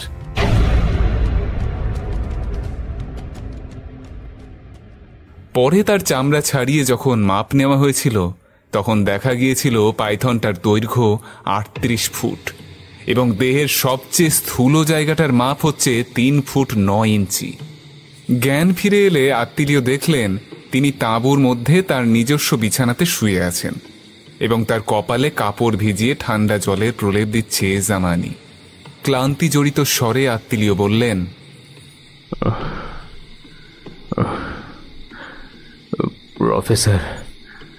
প্রফেসর আর বিলকে একটু ডেকে দাও জামানি। তাকে চোখ মেলে চাইতে দেখে মহা খুশি জামানি। একগাল হেসে সে জানালো, হ্যাঁ, ওরা দুজনই বাইরে গেছেন মাসাঙ্গা, কিন্তু আপনার এখন একেবারেই কথা বলা উচিত নয়। আপনি বিশ্রাম করুন। আমি ওদের জানিয়ে দেবো যে আপনার জ্ঞান ফিরে এসেছে। আত্মীয় সমস্ত সত্তা আবার ডুবে গেল গভীর ঘুমের অন্ধকারে। দ্বিতীয়বার চোখ মেলে আত্মীয় দেখলেন তার মাথার কাছে একটা আলো জ্বলছে। বন্ধুরাও কাছেই আছে। প্রফেসর আত্মীয়কে ভালো করে পরীক্ষা করে বললেন, বন্ধু, তুমি যদি কথা বলার চেষ্টা না করো তবে সমস্ত ঘটনা আমি খুলে বলি। বেশ, তাই হোক। গুহার মধ্যে সাপটাকে গুলি করার পরে ওর মাথাটা উড়ে যায়, কিন্তু মৃত সাপটার দেহটা তখনও মৃত্যু যন্ত্রণায় ছটফট করছে। তুমি সম্ভবত নিজের চেতনা হারিয়ে পালাবার বদলে ওখানে দাঁড়িয়ে ওই বিশাল দেহটার দিকে ক্রমাগত গুলি ছুটতে থাকো। একসময় সেই সর্বদানবের দেহের প্রবল ধাক্কায় ছিটকে পড়ে একটা পাথরে মাথা ঠুকে যাওয়ার ফলেই তুমি জ্ঞান হারিয়ে ফেলেছিলে। জামানি, মাম্বোয়া সর্দার এবং দলবল গুহার ভিতরে রাইফেলের ঘন ঘন গর্জন শুনেই বুঝেছিল একটা দুর্ঘটনা ঘটেছে, কিন্তু প্রথমে কেউ সাহস করে ভিতরে প্রবেশ করেনি। অনেকক্ষণ অপেক্ষা করার পরেও তুমি যখন বেরিয়ে এলে না, তখন জামানির অনুরোধে মাম্বোয়া সর্দার গুহার মধ্যে প্রবেশ করতে রাজি হয়। গুহার ভিতর অচৈতন্য অবস্থায় তোমাকে পড়ে থাকতে দেখে তারা তুলে এই তাঁবুতে নিয়ে আসে। তারপর সেদিন থেকেই তুমি অজ্ঞান ছিলে, আর আজ 8 দিন পর তোমার জ্ঞানটা ফিরল। আত্মীয় এই পর্যন্ত ধৈর্য ধরে শুনেছিলেন, কিন্তু যখন প্রফেসর জানালেন 8 দিন ধরে তিনি অজ্ঞান হয়ে পড়ে আছেন, তখন চমকে উঠলেন আত্মীয়। 8 দিন? বলো কি? চুপ করো, চুপ করো, বিশ্রাম নাও, একদম কথা বলবে না। সব ঠিক আছে, আমি আর বিল তোমার কাজ চালিয়ে যাচ্ছি, কেমন? রেস্ট নাও। আত্মীয় হাতের উপর ছুঁচ ফোটার যন্ত্রণা অনুভব করলেন। ইঞ্জেকশন? আলোটা নিভে গেল। দুজোড়া পা নিঃশব্দে বেরিয়ে গেল তাঁবুর বাইরে। দু চোখের পাতা ভারী হয়ে ঘুম নামল আত্মীয়র চোখে। তার অনুভূতি ও চৈতন্যকে অবলুপ্ত করে নামতে লাগলো নিবিড় অন্ধকার। আত্মিলিও ঘুমিয়ে পড়লেন। 1 মাস পরে নভেম্বরের 21 তারিখে প্রফেসর রায় দিলেন আত্মিলিও এইবার স্বচ্ছন্দে কাজকর্ম করতে পারেন। বিগত 1 মাস গত্তি সাহেবকে কোনো কাজ করতে দেওয়া হয়নি। 2 বন্ধু তাকে বিশ্রাম নিতে বাধ্য করেছিলেন। প্রফেসরের ঘোষণা শুনে মহা উৎসাহে আত্মিলিও অনেকদিন পরে ম্যাপ খুলে বসলেন। ম্যাপটার গায়ে একটা জায়গায় খুব বড় করে একটা ফুটকির চিহ্ন দেওয়া রয়েছে। চিহ্নিত স্থান হচ্ছে সেই গুহা যেখানে 1 মাস আগে আত্মিলিও অতিকায় পাইথনের দেখা পেয়েছিলেন। চিহ্নটার পাশে কে যেন পেন্সিল দিয়ে লিখে রেখেছে শুক্রবার 13ই অক্টোবর, শুভ দিন, হুররে। শুভ দিন না ঘোড়ার ডিম, আবার হুররে লিখে আনন্দ জানানো হয়েছে। কেন এত আনন্দ কিসের? দেখো দেখো, ভালো করে দেখো। আত্মিলিও ভালো করে দেখলেন, সঙ্গে সঙ্গে অতি বিস্ময়ে চমকে উঠলেন। এইবার আত্মিলিও ব্যাপারটা বুঝতে পেরেছেন। সুদীর্ঘ বিশ্রামের পরে স্বাস্থ্য পুনরুদ্ধারের চেষ্টায় যে সময়টা তিনি কাটিয়েছেন, সেই সময়ে বিল আর প্রফেসর পরিদর্শন করেছেন গুহার পর গুহা। যেসব এলাকা দেখা হয়ে গিয়েছে সেখানে ফুটকির চিহ্ন। চিহ্নগুলোকে লক্ষ্য করলে দেখা যায় কেবল পূর্ব ও দক্ষিণেই ফুটকির ছড়াছড়ি। ফুটকিগুলো সামনের দিকে এগিয়ে গিয়ে দক্ষিণ পূর্ব দিকে একটা জায়গাকে বৃত্তর আকারে ঘিরে ধরেছে। একটু অসমান আর খাপছাড়া হলেও ফুটকিগুলো মোটামুটি একটা সরল রেখার রূপ ধরেই এগিয়েছে এবং বৃত্তের আকারে যেই জায়গাটা ঘিরে ফেলেছে সেটাকে সুগোল না হলেও বৃত্তই বটে। ওই বৃত্তাকার জায়গাটার চারপাশেই ফুটকি চিহ্ন দেখে বোঝা যায় ওই জায়গাটা এখনো পর্যন্ত দেখা হয়নি।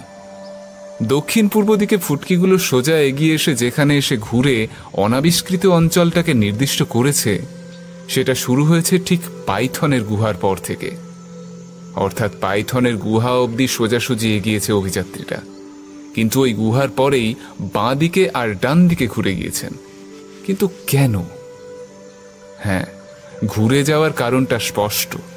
চিহ্নিত স্থানের লিখিত তারিখ দেখলেই বোঝা যায় পাইথনের গুহার পর থেকেই স্থানীয় বাসিন্দারা বিল আর প্রফেসরকে বাঁয়ে আর ডাইনে নিয়ে গেছেন। সরল রেখা ধরে তাদের এগিয়ে যেতে দেওয়া হয়নি। ক্রমাগত বাঁয়ে আর ডাইনে ঘুরেছেন তারা। ফলে আবিষ্কৃত স্থানগুলোকে ফুটকির চিহ্ন পরে পরিত্যক্ত জায়গাটাকে বৃত্তের আকারে ফুটিয়ে তুলেছে ম্যাপের উপর। স্পষ্টই বোঝা যাচ্ছে ওই জায়গাটাতে প্রফেসর আর বিলের উপস্থিতি চায় না মামবুয়ারা। তাই প্রফেসর ও বিলকে অন্যদিকে নিয়ে গেছে।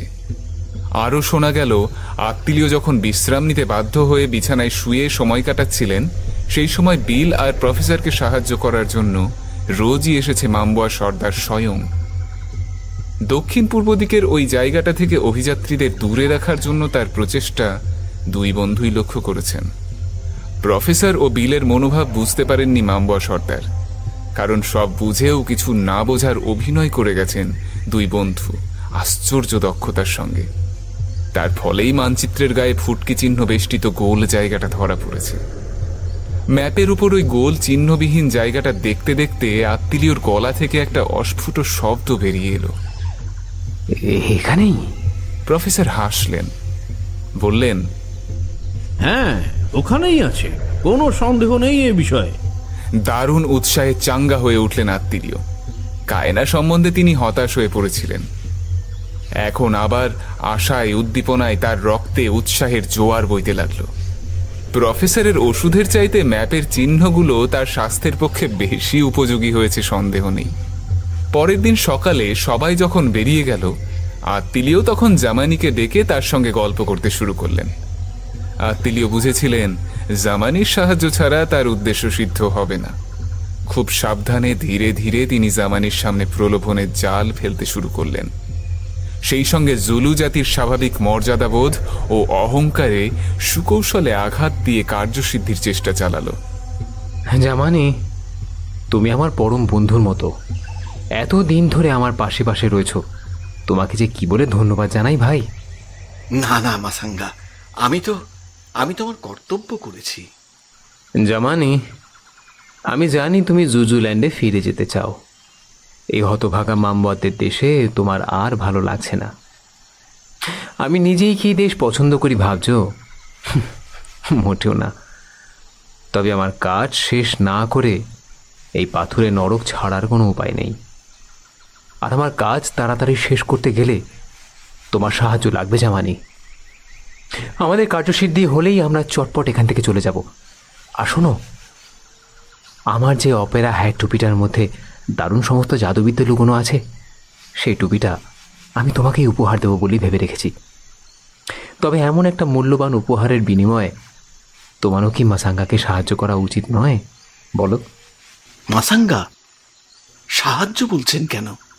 আপনি আদেশ করুন। আপনি আদেশ করলে আমি করতে পারি না এমন কোনো কাজ নেই, শুধু আদেশ করুন।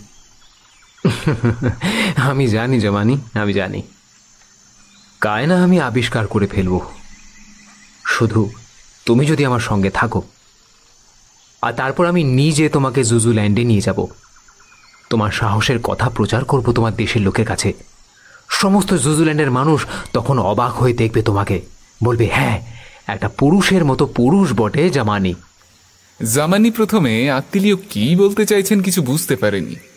পরে যখন বুঝল তখন তার মুখ ফ্যাকাশে হয়ে গেল।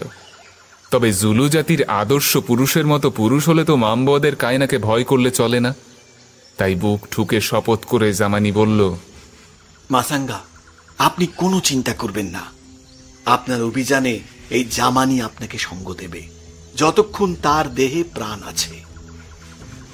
আমি মামবদের কথাবার্তা শুনতে চেষ্টা করব এবং কোনো প্রয়োজনীয় তথ্য কানে এলেই সেই সংবাদ আমি আপনাকে জানাবো। আত্মীয় যদিও ভালোভাবেই জানতেন কোনো গোপন রহস্যের সন্ধান পেলেও জামানি চট করে তাকে জানাবে না, কিন্তু তার জুলু অনুচরটি তাদের সবাইকে ভালোবাসত। কাজেই নানা রকম ছলচুতোই সে যে তাকে সাহায্য করতে চেষ্টা করবে সে ভরসা তিনি রাখতেন। বিশেষ করে দেশে ফিরে যাওয়ার জন্য সে যেমন ব্যাকুল হয়ে উঠেছিল, তাতে ফিরে যাওয়ার সুযোগ পেলে সে হয়তো কিছুটা দুঃসাহস প্রকাশ করতেও পারে। আরও একটা বিষয়কে বোধহয় জামানি উপেক্ষা করবে না। অপেরা হ্যাট টুপিটার প্রলোভন খুব তুচ্ছ নয় তার কাছে। 1928 সালের 29শে নভেম্বর সকালবেলা আত্মীয় ঘোষণা করলেন নিহত পাইথনের গুহাটাকে তিনি আরেকবার ভালোভাবে পর্যবেক্ষণ করবেন। সেই মতো গুহার সামনে এসে বিল ও প্রফেসর দুটো ভিন্ন পথ অনুসরণ করলেন।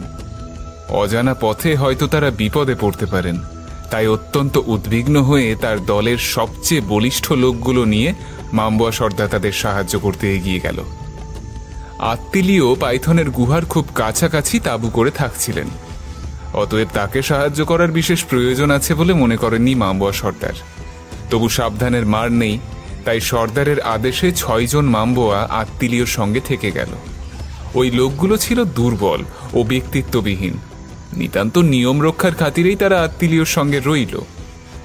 এক নজরে লোকগুলোর চেহারা জরিপ করে আত্মীয় বুঝে নিলেন নিষিদ্ধ এলাকায় জোর করে প্রবেশ করতে চাইলে এরা তাকে বাধা দিতে পারবে না। হঠাৎ জামানি বলে উঠল, ওই যে মাসাঙ্গা, তুমি একটা বুনো শুয়োর চাইছিলে না? ওই দেখো, একটা শুয়োরের পায়ের ছাপ। কোনোদিনই শুয়োর মারতে চায়নি আত্মীয় সাহেব। বিশেষ করে সেই মুহূর্তে আফ্রিকার বৃহত্তম বন্য শূকরও তার দৃষ্টি আকর্ষণ করতে পারত না, কিন্তু তিনি জামানির অব্যক্ত ইশারা বুঝতে পারলেন। জমির উপর সত্যি সত্যি ওয়ার্ড হগ নামক একটা শূকরের টাটকা পায়ের ছাপ ছিল। পদচিহ্নগুলো এগিয়ে গেছে নিষিদ্ধ এলাকাটার দিকে। মামবুয়ারা পায়ের ছাপগুলো দেখেছিল। তারা সন্ত্রস্তভাবে পরস্পরের সঙ্গে অর্থপূর্ণ দৃষ্টি বিনিময় করল। আত্মীয় সেদিকে দেখেও দেখলেন না। এমন উৎসাহের সঙ্গে তিনি মামবুয়াদের ঠেলতে ঠেলতে শূকরের পায়ের ছাপগুলোর দিকে এগিয়ে চললেন যে তারা কোনো ছুতো ধরে আপত্তি করারও সময় পেল না। কিছু দূর এগিয়ে যাওয়ার পরে তাদের চোখে পড়ল একটা পাহাড়। ভীষণ দর্শন প্রস্তরবহুল ওই পাহাড়টা দেখতে পাওয়া মাত্র মামবুয়ারা থমকে দাঁড়িয়ে পড়ল। কি হলো? শিকার কোথায়? ওই যে অনেক দূরে একটা কাঁপতে থাকা ঘাস ঝোপের দিকে আঙুল তুলে দেখালো একজন মামবুয়া। জামানি হুকুম দিল, এগিয়ে চলো। কিন্তু কেউ আর এক পা নড়ল না। চলো চলে এসো আমার সঙ্গে। তোমরা কি পুরুষ মানুষ না অন্য কিছু? পুরুষ মানুষরা এবার পরস্পরের মুখের দিকে তাকালো। নিতান্ত অনিচ্ছার সঙ্গে সামনের দিকে এগিয়ে গেল, আবার থামল। যে লোকটা আত্মীয়র 2 নম্বর বাড়তি বন্দুকটা বইছিল সে অস্পষ্ট জড়িত স্বরে কি যেন বলে হাতের বন্দুক মাটিতে নামিয়ে রাখল। সঙ্গে সঙ্গে তার পাশে যে লোকটি দড়ির বান্ডিল নিয়ে দাঁড়িয়েছিল সে দড়িটাকে মাটিতে ফেলে দিল। তৃতীয় ব্যক্তি খাদ্য ও বিভিন্ন সরঞ্জামপূর্ণ থলিটাকে ফেলে ভারমুক্ত হলো। পরক্ষণেই তারা একসঙ্গে ছুটতে শুরু করলো। কয়েক মুহূর্তের মধ্যেই আত্মীয়র দৃষ্টির সীমানা ছাড়িয়ে অদৃশ্য হলো 6টা ছুটন্ত মানুষের অবয়ব। আত্মীয় এবারে পারিপার্শ্বিক অবস্থাটা বুঝতে চেষ্টা করলেন।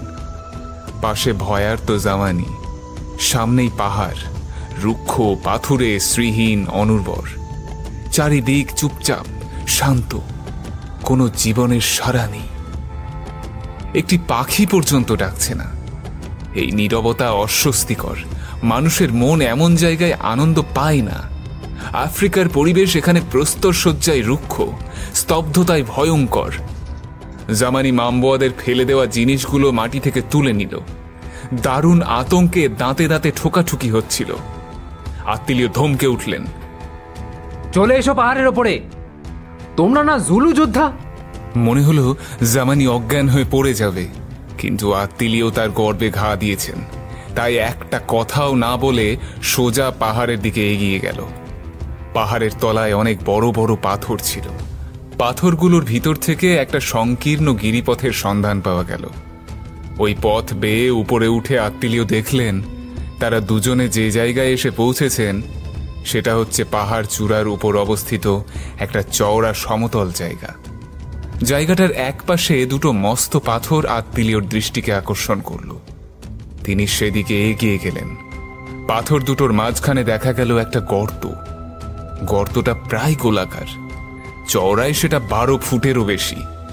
আত্মীয় অস্ফুটে বলে উঠলেন, কায়না। মাসাঙ্গা, ফিরে চলুন। সবে তো অভীষ্টে পৌঁছেছি মনে হচ্ছে জামানি। এত সহজে তো ফেরা যাবে না। কোনো প্রমাণ নেই, কিন্তু আত্মীয়র দৃঢ় ধারণা হলো এই গর্তটাই কায়না। নিজের চোখকে তিনি প্রায় বিশ্বাসই করতে পারছিলেন না। মাসের পর মাস যার জন্য তিনি এত কষ্ট সহ্য করে এসেছেন, নিদারুণ বিপদের মুখে প্রাণ বিপন্ন করেছেন বারংবার, সেই মৃত্যু গহ্বর আজ আত্মীয়র পায়ের তলায়। একবার উকি দিয়ে গর্তের মধ্যে দেখার চেষ্টা করলেন আত্মীয়, কিন্তু কিছুই দেখা গেল না। দুর্ভেদ্য অন্ধকারের ভেতর থেকে একটা ভ্যাপসা গন্ধ তার নাকে ধাক্কা মারল। আত্মীয় সেই গন্ধটা সহ্য করতে পারলেন না, পিছিয়ে এলেন। গহ্বরের গাঢ় অন্ধকারের ভেতর কিছুই চোখে পড়ছে না, কিন্তু গর্তটা কি খুব গভীর? আত্মীয় পাশ থেকে একটা পাথর ছুঁড়ে দিলেন গর্তের মধ্যে। পাথরটা এক দেয়াল থেকে আর এক দেয়ালে বাড়ি খেতে খেতে অনেকগুলো শব্দ তরঙ্গের সৃষ্টি করল, কিন্তু একেবারে তলা থেকে পাথরটা পড়ার শব্দ তিনি শুনতে পেলেন না।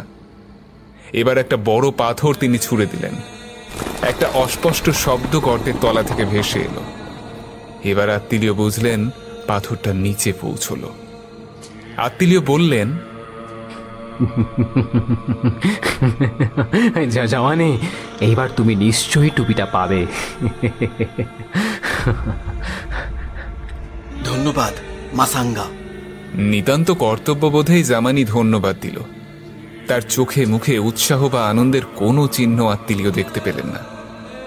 জামানির দোষ নেই, স্বয়ং আত্মীয় সাহেবও কি উৎসাহ বোধ করেছিলেন? ওই অন্ধকার গহ্বরের ভিতর কোনো অজ্ঞাত বিভীষিকা লুকিয়ে আছে কিনা কে জানে। এটাই যে কায়না এমন নিশ্চয়তাও তো নেই।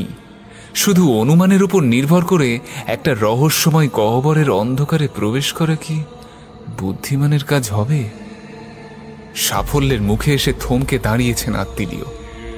বর্তমানে তার অবস্থাটা হলো যাকে বলে কিং কর্তব্য বিমূঢ়। এই মুহূর্তে তার কর্তব্য কি হতে পারে সেটাই তিনি বুঝতে পারছিলেন না। একবার ভাবলেন শূন্যে রাইফেলের আওয়াজ করে প্রফেসর আর বিলকে ডাকলে কেমন হয়। তারপর মনে হলো ওরা এখানে কোথায় আছে কে জানে। যদি অনেক দূরে থাকে তাহলে গুলির শব্দ শুনতে পেলেও আত্মীয় যে তাদেরকে ডাকছেন এই কথাটা বুঝতে পারবে কি? গুলি তো কত কারণেই চালানো হয়, তারপর মামবুয়া সর্দার, সেও তো এক সমস্যা। বেইল আর প্রফেসরের সঙ্গে মামবুয়া সর্দারও তো তার দলবল নিয়ে আসবে। তারা যে সুবোধ বালকের মতো দাঁড়িয়ে বিদেশিদের মৃত্যু গহ্বরের ভিতর ঢুকতে দেবে এমন তো মনে হয় না। অবশ্য এত সব ভাবনা চিন্তা না করে আত্মীয় তার তাঁবুতে ফিরে গিয়ে বন্ধুদের জন্য অপেক্ষা করতে পারতেন এবং পরের দিন তাদের নিয়ে এখানে চলে আসতে পারতেন অনায়াসে। সেই সহজ উপায়টা যে তার মাথায় আসেনি তা নয়, কিন্তু উপায়টা মনে হওয়ার সঙ্গে সঙ্গেই তিনি নিজেই সেটাকে নাকচ করেছেন। কি বলবেন বন্ধুদের কাছে? মৃত্যু গহ্বর আবিষ্কার করেও তার ভেতরে তিনি একা প্রবেশ করতে সাহস পাননি। বন্ধুদের সাহায্য নেওয়ার জন্য তিনি ফিরে এসেছেন, এমন কথা বলতে পারবে না মহাযুদ্ধের প্রাক্তন সেনা কমান্ডার আত্মীয় গত্তি। অতএব আত্মীয় ঠিক করলেন ওই গহ্বরের ভেতর ঢুকে আজই তিনি ভেতরটা দেখবেন। দড়িটা হাতে নিয়ে তিনি সেটাকে গর্তের মুখে অবস্থিত প্রকাণ্ড পাথর দুটোর মধ্যে একটার সঙ্গে বাঁধলেন। দড়ির এক প্রান্ত পাথরের সঙ্গে বাঁধা হলো, অপর প্রান্তটা তিনি বাঁধলেন নিজের কোমরের সঙ্গে। যে থলিটার মধ্যে খাবার দাবার এবং বিভিন্ন যন্ত্রপাতি ছিল সেটার ভিতর থেকে তিনি সবকিছু বের করে ফেললেন। তারপর সেই থলিটা বুকে ঝুলিয়ে তিনি প্রস্তুত হলেন মৃত্যু গহ্বরের মধ্যে নামার জন্য। থলিটা অবশ্য একেবারে শূন্য ছিল না। দুটি নিতান্ত প্রয়োজনীয় বস্তুকে তিনি থলির মধ্যে ভরেছিলেন, টর্চ এবং পিস্তল। জামানিকে ডেকে আত্মীয় বললেন, শোনো, আমি না ফেরা পর্যন্ত কোনো কারণেই এই জায়গাটা ছেড়ে যাবে না। আমি দেখিয়ে দিচ্ছি তোমাকে কিভাবে দড়ি ধরে ধীরে ধীরে গর্তের ভেতরে আমি নামবো, আর তুমি কিভাবে দড়িটা ওপর থেকে নিয়ন্ত্রণ করবে। ইয়েস মাসাঙ্গা। দারুণ আতঙ্কে বিহ্বল হয়ে পড়েছিল জামানি। তবু সে নির্দেশ অনুযায়ী দড়িটাকে ধরল। সাবধানে আস্তে আস্তে তাকে দড়িটা ছাড়তে বললেন আত্মীয়। লাটাই থেকে যেভাবে সুতো ছেড়ে ঘুড়ি ওড়ানো হয় ঠিক সেভাবেই জামানিকে কাজ করার নির্দেশ দেওয়া হয়েছিল। তবে ঘুড়ি ওঠে ওপর দিকে আর এখানে আত্মীয় নামছেন নিচের দিকে, এবং সুতোর জায়গায় জামানির হাতের দড়ি আর লাটাইয়ের জায়গায় মস্ত একটা পাথর। খুব সন্তর্পণে আত্মীয় নামতে শুরু করলেন। গর্তের মুখে পা রাখতে না রাখতেই কয়েকটা পাথর তার পায়ের ধাক্কায় গর্তের মধ্যে ছিটকে পড়ল সশব্দে। টালমাটাল হতে হতেও নিজেকে সামলে উঠেছেন আত্মীয়। ঠিক এমন সময় ছিটকে যাওয়া একটা পাথরের শব্দে সাড়া দিয়েই যেন অন্ধকার গহ্বরের ভিতর থেকে কিছু একটা বস্তু ছুটে এলো, আর পরক্ষণেই আত্মীয়র মুখের উপর এসে পড়ল একটা প্রচন্ড থাপ্পড়, সঙ্গে কানের পর্দা ফাটিয়ে একটা তীব্র চিৎকার। মুখের উপরে সজোরে চপেটাঘাত পড়তেই আত্মীয় চোখ বন্ধ করে ফেললেন এবং তাড়াতাড়ি সামনে ঝুঁকে পড়ে হাত বাড়িয়ে চেপে ধরলেন দড়ি বাঁধা পাথরটাকে। কয়েক মুহূর্ত চোখ বন্ধ করে রইলেন তিনি। তারপর সামনে তাকিয়ে দেখলেন আক্রমণকারী এক মস্ত বড় নিশাচর পাখি। অন্ধকার গহ্বরের ভেতর থেকে উড়ে আসার সময় তার মুখের ওপর পাখিটার ডানার ঝাপটা লেগেছিল। অন্ধকারে অভ্যস্ত নিশাচর দিনের আলোর মধ্যে এসে প্রায় অন্ধ হয়ে পড়েছিল। তাই গহ্বরের কাছেই একটা শুকনো গাছের ডালপালার মধ্যে চুপ করে বসেছিল সে। এই ঘটনাটা অবশ্য আত্মীয়র পক্ষে মঙ্গলজনক হয়েছিল। পাখিটা তাকে ভবিষ্যতের ভয়াবহ সম্ভাবনা সম্পর্কে সাবধান করে দিল। জামানির উপর সম্পূর্ণ নির্ভর করলে তার অবস্থা যে কত দূর শোচনীয় হতে পারে এই ঘটনায় তার প্রমাণ পেলেন আত্মীয়। জামানির দিকে তাকিয়ে তিনি দেখলেন সে দড়ি ছেড়ে মাটির উপর শুয়ে পড়েছে। হাত বাড়িয়ে পাথরটা না ধরলে তার দেহটা ছিটকে পড়ত গহ্বরের মধ্যে এবং নিচে পড়ে অথবা পাথরের গায়ে ধাক্কা খেতে খেতে তার অবস্থা যে নিতান্ত শোচনীয় হয়ে যেত এ বিষয়ে কোনো সন্দেহ নেই। আত্মীয় ঠিক করলেন গর্তের ভিতর নামার সময়ে তিনি আর জামানির উপর নির্ভর করে নিজের জীবনকে বিপন্ন করবেন না। জামানিকে ডাকলেন তিনি। জামানি, উঠে বসো, ভয়ের কিছু নেই। আত্মীয়র ডাকে খুব সাবধানে ধীরে ধীরে মাথা তুলল জামানি। তারপর বিস্ফারিত চোখে ভয়ার্ত দৃষ্টি মিলে চারিদিকে দেখতে লাগলো। হঠাৎ আর্তনাদ করে উঠল জামানি। তার ভীত দৃষ্টি নিবদ্ধ হয়েছে সেই নিশাচর পাখির উপর। ভূতের নিকুচি করেছে বলে আত্মীয় একটা পাথর ছুঁড়ে মারলেন। মস্ত বড় পাখিটা ডানা ঝটপট করে শূন্যে লাফিয়ে পড়ে অদৃশ্য হয়ে গেল। কে দেখলে তোমার ভূতকে? আগে মাসাঙ্গা, কিন্তু অত বড় কোনো পাখি হয় নাকি? অস্ফুটে বলল জামানি। আত্মিলিও তার চোখের দৃষ্টি দেখে বুঝলেন উড়ন্ত জীবটি যে সত্যিই সামান্য একটি পাখি, সে সম্বন্ধে জামানির সন্দেহ দূর হয়নি। খুব সম্ভবত সে ভাবছিল ওটা পাখি না হয়ে ছদ্মবেশী প্রেতাত্মাও হতে পারে। আত্মিলিও আর কথা না বাড়িয়ে নেমে পড়লেন গহ্বরের ভিতর। এইবারে অবশ্য তিনি দড়িটাকে জামানির হাতে দেননি, পাথরেই বেঁধে রাখলেন। খুব সাবধানে ঝুলতে ঝুলতে তিনি নামতে শুরু করলেন দড়ি ধরে। যে পাথরটার সঙ্গে আত্মিলিওর দেহ সংলগ্ন দড়িটা বাঁধা ছিল, সেই পাথরটা এতই ভারী ছিল যে তার দেহের ভারে পাথরটা স্থানচ্যুত হওয়ার কোনো সম্ভাবনাই ছিল না। আত্মিলিও নামছেন নামছেন আর নামছেন। ওপর থেকে ভেসে আসা ক্ষীণ আলোর আভাসও ক্রমে লুপ্ত হয়ে গেল। তার মাথার উপর, পায়ের নিচে, সামনে পিছনে চতুর্দিকে বিরাজ করছে সীমাহীন অন্ধকার। কতটা নেমেছেন বোঝা দুঃসাধ্য, কিন্তু একসময় গুহার প্রস্তর প্রাচীর থেকে বেরিয়ে আসা একটা পাথরে আত্মিলিওর পা ঠেকল। পাথরটা খুব ধারালো, কিন্তু সেটার উপর দেহের ভার ছেড়ে দিয়ে নির্ভর করা যায়। আত্মিলিও কিছুক্ষণ সেই পাথরটার উপর পা রেখে বিশ্রাম করলেন, তারপর আবার দড়ি ধরে নিচে নামতে লাগলেন। নামার সময় কিছু আলগা পাথর আত্মিলিওর দেহের সঙ্গে ধাক্কা খেয়ে সশব্দে ছিটকে পড়ল। কটা নিশাচর পাখি ডানা মেলে উড়ে গেল। তাদের ডানার শব্দ ভেসে এলো আত্মিলিওর কানে। দড়ি ধরে নামতে নামতে গহ্বরের প্রস্তর প্রাচীর থেকে বেরিয়ে আসা পাথরগুলোর উপর পা রেখে রেখে মাঝে মাঝে তিনি ক্লান্ত দুটো হাতকে বিশ্রাম দিচ্ছিলেন। এমনিভাবে 4টে পাথরের উপর বিশ্রাম নিয়ে পঞ্চম পাথরটার উপর অবতীর্ণ করলেন আত্মিলিও। এক হাতে দড়ি আঁকড়ে অন্য হাতে জ্বলন্ত টর্চ ধরে তিনি গুহার তলদেশ আবিষ্কার করার চেষ্টা করলেন, কিন্তু গর্তের আশেপাশের দেয়াল থেকে ছোট বড় অসংখ্য পাথর বেরিয়ে এসে দেওয়ালটাকে এমন অসমান করে তুলেছে যে টর্চের আলো সেই প্রস্তর বেষ্টনী ভেদ করে গুহার তলায় পৌঁছতেই পারল না। আত্মিলিও সবিস্ময়ে ভাবতে লাগলেন, 75 ফুট লম্বা দড়ির 2/3 শেষ হয়ে গেছে। আমার ডাকে সাড়া দিয়ে জামানের উত্তরের রেশ অস্পষ্ট হয়ে আমার মধ্যে এক ভয়াবহ দূরত্বের আভাস দিচ্ছে, কিন্তু গহ্বরের তলায় পা দেওয়া তো দূরের কথা, তা এখনো আমার দৃষ্টিসীমার বাইরে। গর্তটা নিশ্চয়ই অতল অসীম নয়, কিন্তু এই ভূতরে গহ্বরের গভীরতা কোথায় গিয়ে শেষ হয়েছে? কোথায় কত দূরে গেলে পাওয়া যাবে নিচের মাটি?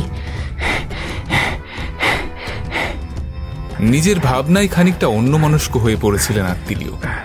হঠাৎ তার পায়ের তলার পাথরটা নড়ে উঠল। চমকে উঠে তিনি দড়িটা চেপে ধরার চেষ্টা করলেন, কিন্তু পারলেন না। পাথরটা তার দেহের ভারে স্থানচ্যুত হয়ে ছিটকে পড়ল, আর সঙ্গে সঙ্গে আত্মিলিও সাহেবও ছিটকে পড়লেন সেই সীমাহীন শূন্যতার মাঝে। তার দেহটা দেয়ালে দেয়ালে ধাক্কা খেতে খেতে নিচের দিকে পড়তে লাগলো। গুহার গায়ে লাগোয়া ধারালো পাথরগুলো ধারালো ছুরির মতোই নিষ্ঠুরভাবে তার গায়ে বিঁধতে লাগলো বারংবার। হঠাৎ একটা প্রচণ্ড ঝাঁকুনি দিয়ে আত্মিলিওর দেহটা স্থির হয়ে গেল। 75 ফিট লম্বা দড়ির দৈর্ঘ্য শেষ হয়ে গেছে। দড়ি বাঁধা অবস্থায় ঝুলতে লাগলেন আত্মিলিও।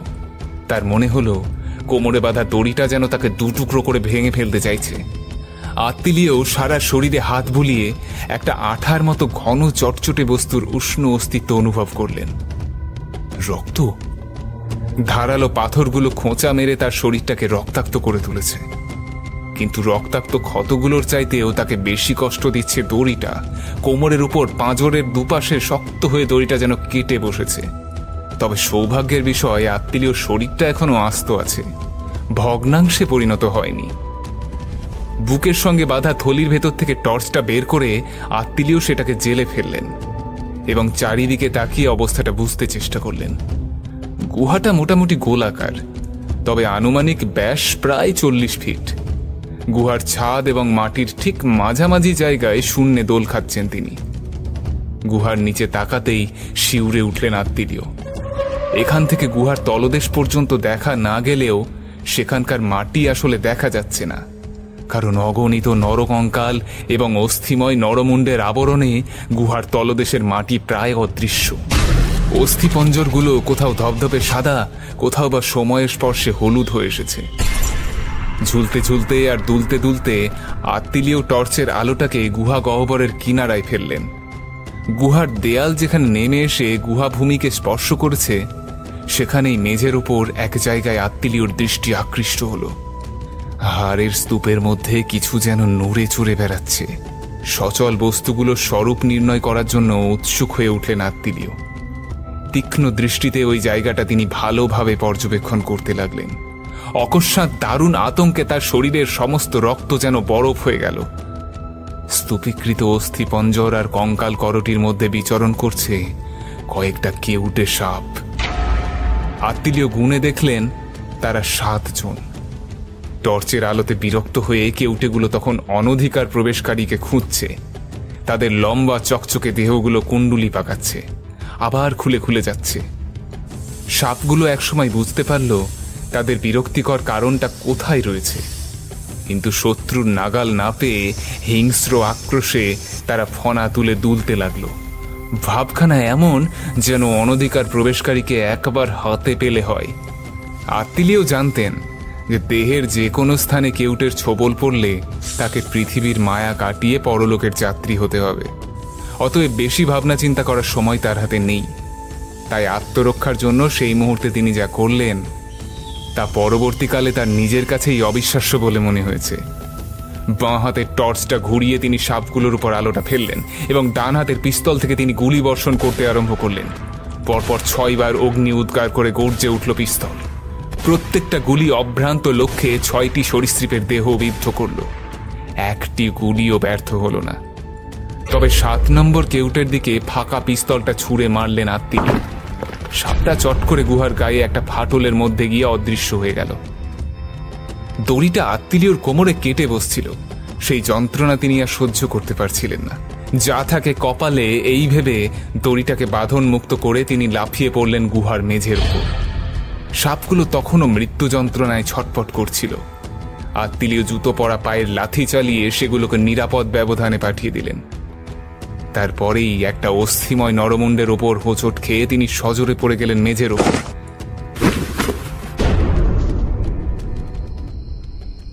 কতক্ষণ মূর্ছিত হয়ে পড়েছিলেন তা আত্মিলিও নিজেও বলতে পারবেন না। জ্ঞান ফিরে পেয়ে প্রথমেই তার মনে হলো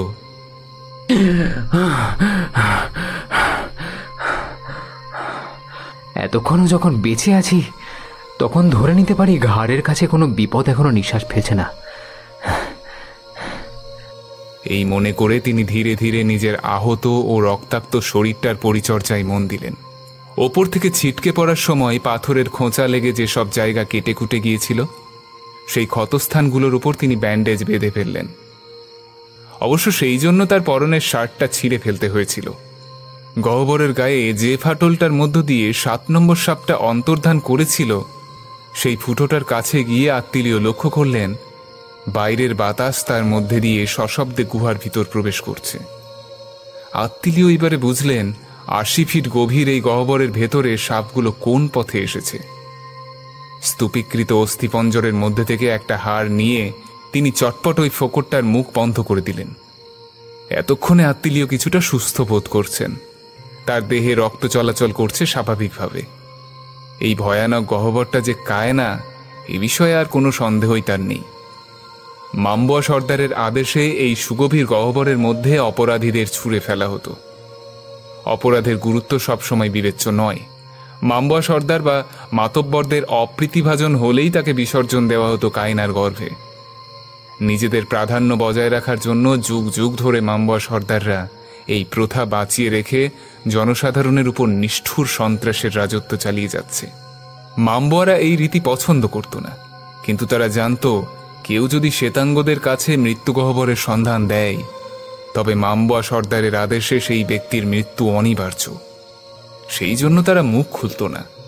কিন্তু স্বাভাবিকভাবেই মৃত্যু যখন কাছে এগিয়ে এসেছে তখনই তারা মুখ খুলতে চেয়েছে। আত্মিলিওর মনে পড়ল নিগ্রো পুলিশম্যান ও স্থানীয় বৃদ্ধা স্ত্রীলোকটির কথা।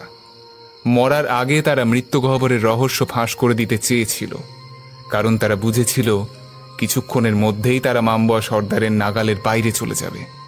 দুর্ভাগ্যক্রমে কোনো প্রয়োজনীয় তথ্য সরবরাহ করার আগেই মৃত্যুর স্পর্শে তাদের কথা স্তব্ধ হয়ে যায়। ওই ঘটনাগুলো বারবার আত্মিলিওর মনে পড়তে লাগলো। এই মৃত্যু গহ্বরের ভিতর যেসব মানুষ মৃত্যুবরণ করেছে তাদের কথা মনে হতেই শিউরে উঠলেন আত্মিলিও। অনাহারে আর তৃষ্ণায় ছটফট করতে করতে প্রতি মুহূর্তে মৃত্যু যন্ত্রণা ভোগ করেছে প্রত্যেকে। ওই সব হতভাগ্যের দল তিল তিল করে শুকিয়ে ধীরে ধীরে এগিয়ে গেছে মৃত্যুর দিকে। সেই জন্যই এই গুহার নাম দেওয়া হয়েছে কায়না, অর্থাৎ যাতনাদায়ক মৃত্যু গহ্বর। আত্মীয় হঠাৎ চমকে উঠলেন। এসব কি ভাবছি আমি? মানুষের দুঃখ কষ্টের কথা না ভেবে এখন আমার নিজের কথা চিন্তা করা উচিত। মামবদের মধ্যে প্রচলিত একটা ভয়ানক প্রবাদ বাক্য তার মনে পড়ল। এখানে যে প্রবেশ করে তার উদ্ধারের আশা নেই। আত্মীয়র মনে হলো মূর্খের মতো অন্য মানুষের দুঃখের কথা ভেবে তিনি মূল্যবান সময়ের অপচয় করছেন। যদি এই গহ্বরের বাইরে তিনি যেতে না পারেন, তবে তার দেহের কঙ্কালটাও একদিন এই গুহার অস্থিস্তূপের মধ্যে পড়ে থাকবে। আত্মীয় এবার মৃত্যু গহ্বরের গর্ভ থেকে মুক্তি পাওয়ার জন্য ব্যাকুল হয়ে উঠলেন। দড়িটা উপরে ঝুলছিল। আত্মীয় সেটাকে লক্ষ্য করে লাফ মারলেন। বৃথা চেষ্টা। লাফিয়ে ওই দড়িটাকে করায়ত্ত করা সম্ভব নয়। তিনি গলা ফাটিয়ে চিৎকার করলেন, কিন্তু নিজের চিৎকারের প্রতিধ্বনি তাকেই বিদ্রুপ করল শুধু। ওপর থেকে জামানির কণ্ঠস্বরে কোনো উত্তর তার কাছে এসে পৌঁছল না। আত্মীয় কয়েক মুহূর্ত ভেবে নিয়ে এক অন্য উপায় অবলম্বন করলেন। অনেকগুলো পাথর আর নরকঙ্কাল টেনে জড়ো করলেন দড়িটার নিচে। তারপর পাথর আর হাড়ের স্তূপের ওপর চড়ে একসময় দড়িটাকে ধরতে সক্ষম হলেন। কিন্তু তখনও ঝামেলা অনেক। দড়ির শেষ প্রান্তে যে গিঁট আছে সেটাকে না খুললে চলবে না। ইতিমধ্যে টর্চের ব্যাটারিও শেষ হয়ে এসেছে। আলোটা কাঁপতে শুরু করল। আত্মীয় সমস্ত শরীর যেন অবসাদে ভেঙে পড়তে চাইছে। কেবল দৃঢ় ইচ্ছাশক্তি তাকে দু পায়ের উপর খাড়া করে রেখেছিল। কাঁপা কাঁপা হাতে দড়ির গিঁটটা একসময় খুলে ফেললেন আত্মীয়। পিস্তল আর টর্চ কোনোটাই ব্যবহারের যোগ্য ছিল না আর। তাই সে দুটোর পরিবর্তে কয়েকটা হাড়ের টুকরো আত্মীয় তার হাতের থলির মধ্যে ভরে নিলেন। শ্রান্ত দেহে অনেকটা দূরত্ব তাকে দড়ি ধরে অতিক্রম করতে হবে। ওই অবস্থায় হাড়গোড় নিয়ে ওজন বাড়িয়ে নিজেকে ভারগ্রস্ত করলে বিপদের সম্ভাবনা আছে বুঝেও মৃত্যু গহ্বর থেকে কিছু নিয়ে যাওয়ার লোভ সংবরণ করতে পারলেন না আত্মীয়। জীবনের আশা তিনি ত্যাগ করেছিলেন। তবু যদি জীবিত অবস্থায় কায়নার বাইরে পদার্পণ করতে পারেন, তবে ওই হাড়গুলো বিল আর প্রফেসরের সামনে প্রমাণস্বরূপ দাখিল করতে পারবেন। এই ভেবেই আত্মীয় বাড়তি ওজনের মাল বহন করতে উদ্যোগী হয়েছিলেন। হাত আর পায়ের সাহায্যে যেভাবে মানুষ সাধারণত দড়ি বেয়ে উপরে ওঠে, সেইভাবে চেষ্টা করলে খুব সম্ভবত আত্মীয় ব্যর্থ হতেন। শ্রান্ত ক্লান্ত মাংসপেশি সুদীর্ঘ দড়িপথে বেশিক্ষণ তার দেহভার বহন করতে পারত কিনা সন্দেহ। তাই আত্মীয় একটা কৌশল অবলম্বন করলেন। দড়িটাকে তিনি ডান উরুর তলা দিয়ে চালিয়ে দিলেন। তারপর যে অংশটা তিনি অতিক্রম করছিলেন, দড়িটা সেই অংশটুকু ডান দিকের উরুর তলা দিয়ে ঘুরিয়ে ডান দিকে বাহুর উপরের অংশে ফেলে দিচ্ছিলেন। এইভাবে যে দড়ির বেষ্টনী তৈরি হয়েছিল, তার মধ্যে ডান পা ঝুলিয়ে রেখে বাঁ পা দিয়ে গুহার দেয়ালে বেরিয়ে থাকা পাথরে মাঝে মাঝে ধাক্কা মেরে উপরে উঠছিলেন আত্মীয়। দোদুল্যমান দড়ির দুটো অংশ পরস্পরের সঙ্গে এবং আত্মীয়র দুই পায়ের মাঝখানে ঘষা খেয়ে শূন্য পথে ভাসমান দেহের ভারসাম্য রক্ষা করছিল। ফলে ক্লান্ত শরীরটা অল্প আয়াসেই ঝুলিয়ে রেখে মাঝে মাঝে দম নেওয়ার সুযোগ পাচ্ছিলেন তিনি। তবু মাঝে মাঝে ক্লান্ত মুষ্টির বন্ধন খুলে যাওয়ার উপক্রম হয়েছে। মাঝে মাঝেই দড়ির উপর আলগা হয়ে এসেছে হাতের আঙুলগুলো, কিন্তু কিছুতেই হাত ছাড়েননি আত্মীয়। শক্ত করে বারবার আঁকড়ে ধরেছেন দড়িটাকে, তার পৃথিবীর উপরে ফিরে আসার একমাত্র অবলম্বনটাকে। গহ্বরের উপর দিকে যত উঠছিলেন, নিরেট অন্ধকার তত হালকা হয়ে গহ্বরের বাইরের উজ্জ্বল সূর্যালোকের অস্তিত্ব ঘোষণা করছিল। সেই আলোর আভাসই প্রেরণা দিয়েছে। আলগা আঙুলের বাঁধন খুলে যেতে যেতেও আবার দড়িটাকে চেপে ধরেছেন দৃঢ় মুষ্টিতে। আত্মীয় উপরে উঠতে লাগলেন অতি কষ্টে, ধীরে ধীরে, অতি সন্তর্পণে। অবশেষে একসময় তিনি গহ্বরের মুখে এসে পৌঁছলেন। মাথাটা গর্তের বাইরে ঠেলে দিয়ে সামনে তাকালেন। ভগবানকে ধন্যবাদ দিলেন, কারণ জামানি তখনও সেখানে অপেক্ষা করছে। তাকে একলা ছেড়ে সে পালিয়ে যায়নি। আত্মীয়কে দেখা মাত্রই জামানির দুই চোখ বিস্ফারিত হয়ে গেল, মুখ হাঁ হয়ে গেল এবং সারা শরীর কেঁপে উঠল। সে হতভম্ব হয়ে সেখানেই দাঁড়িয়ে রইল। জামানি অবরুদ্ধ কণ্ঠে আর্তনাদ করে, মাসাঙ্গা, তোমার আত্মা। এই বলে আত্মিলিওর হাত ধরার চেষ্টা না করে সে ধপাস করে মাটির উপর পড়ে গেল।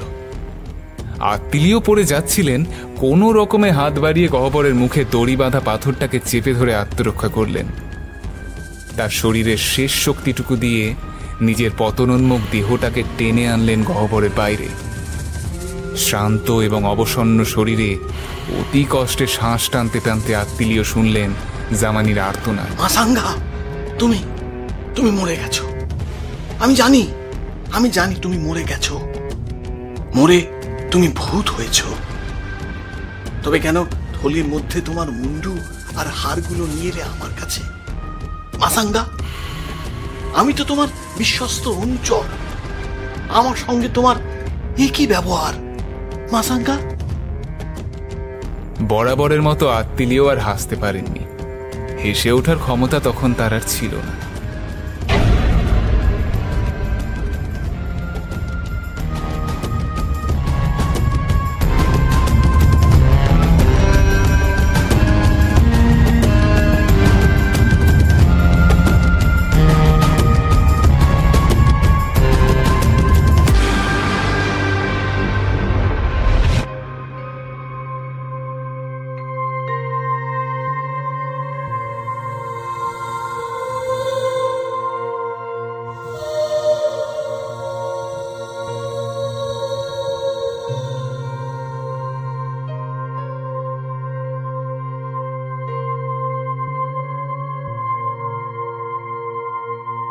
কেমন লাগলো আমাদের আজকের গল্প নিচে কমেন্ট করে জানাতে কিন্তু একদম ভুলবেন না।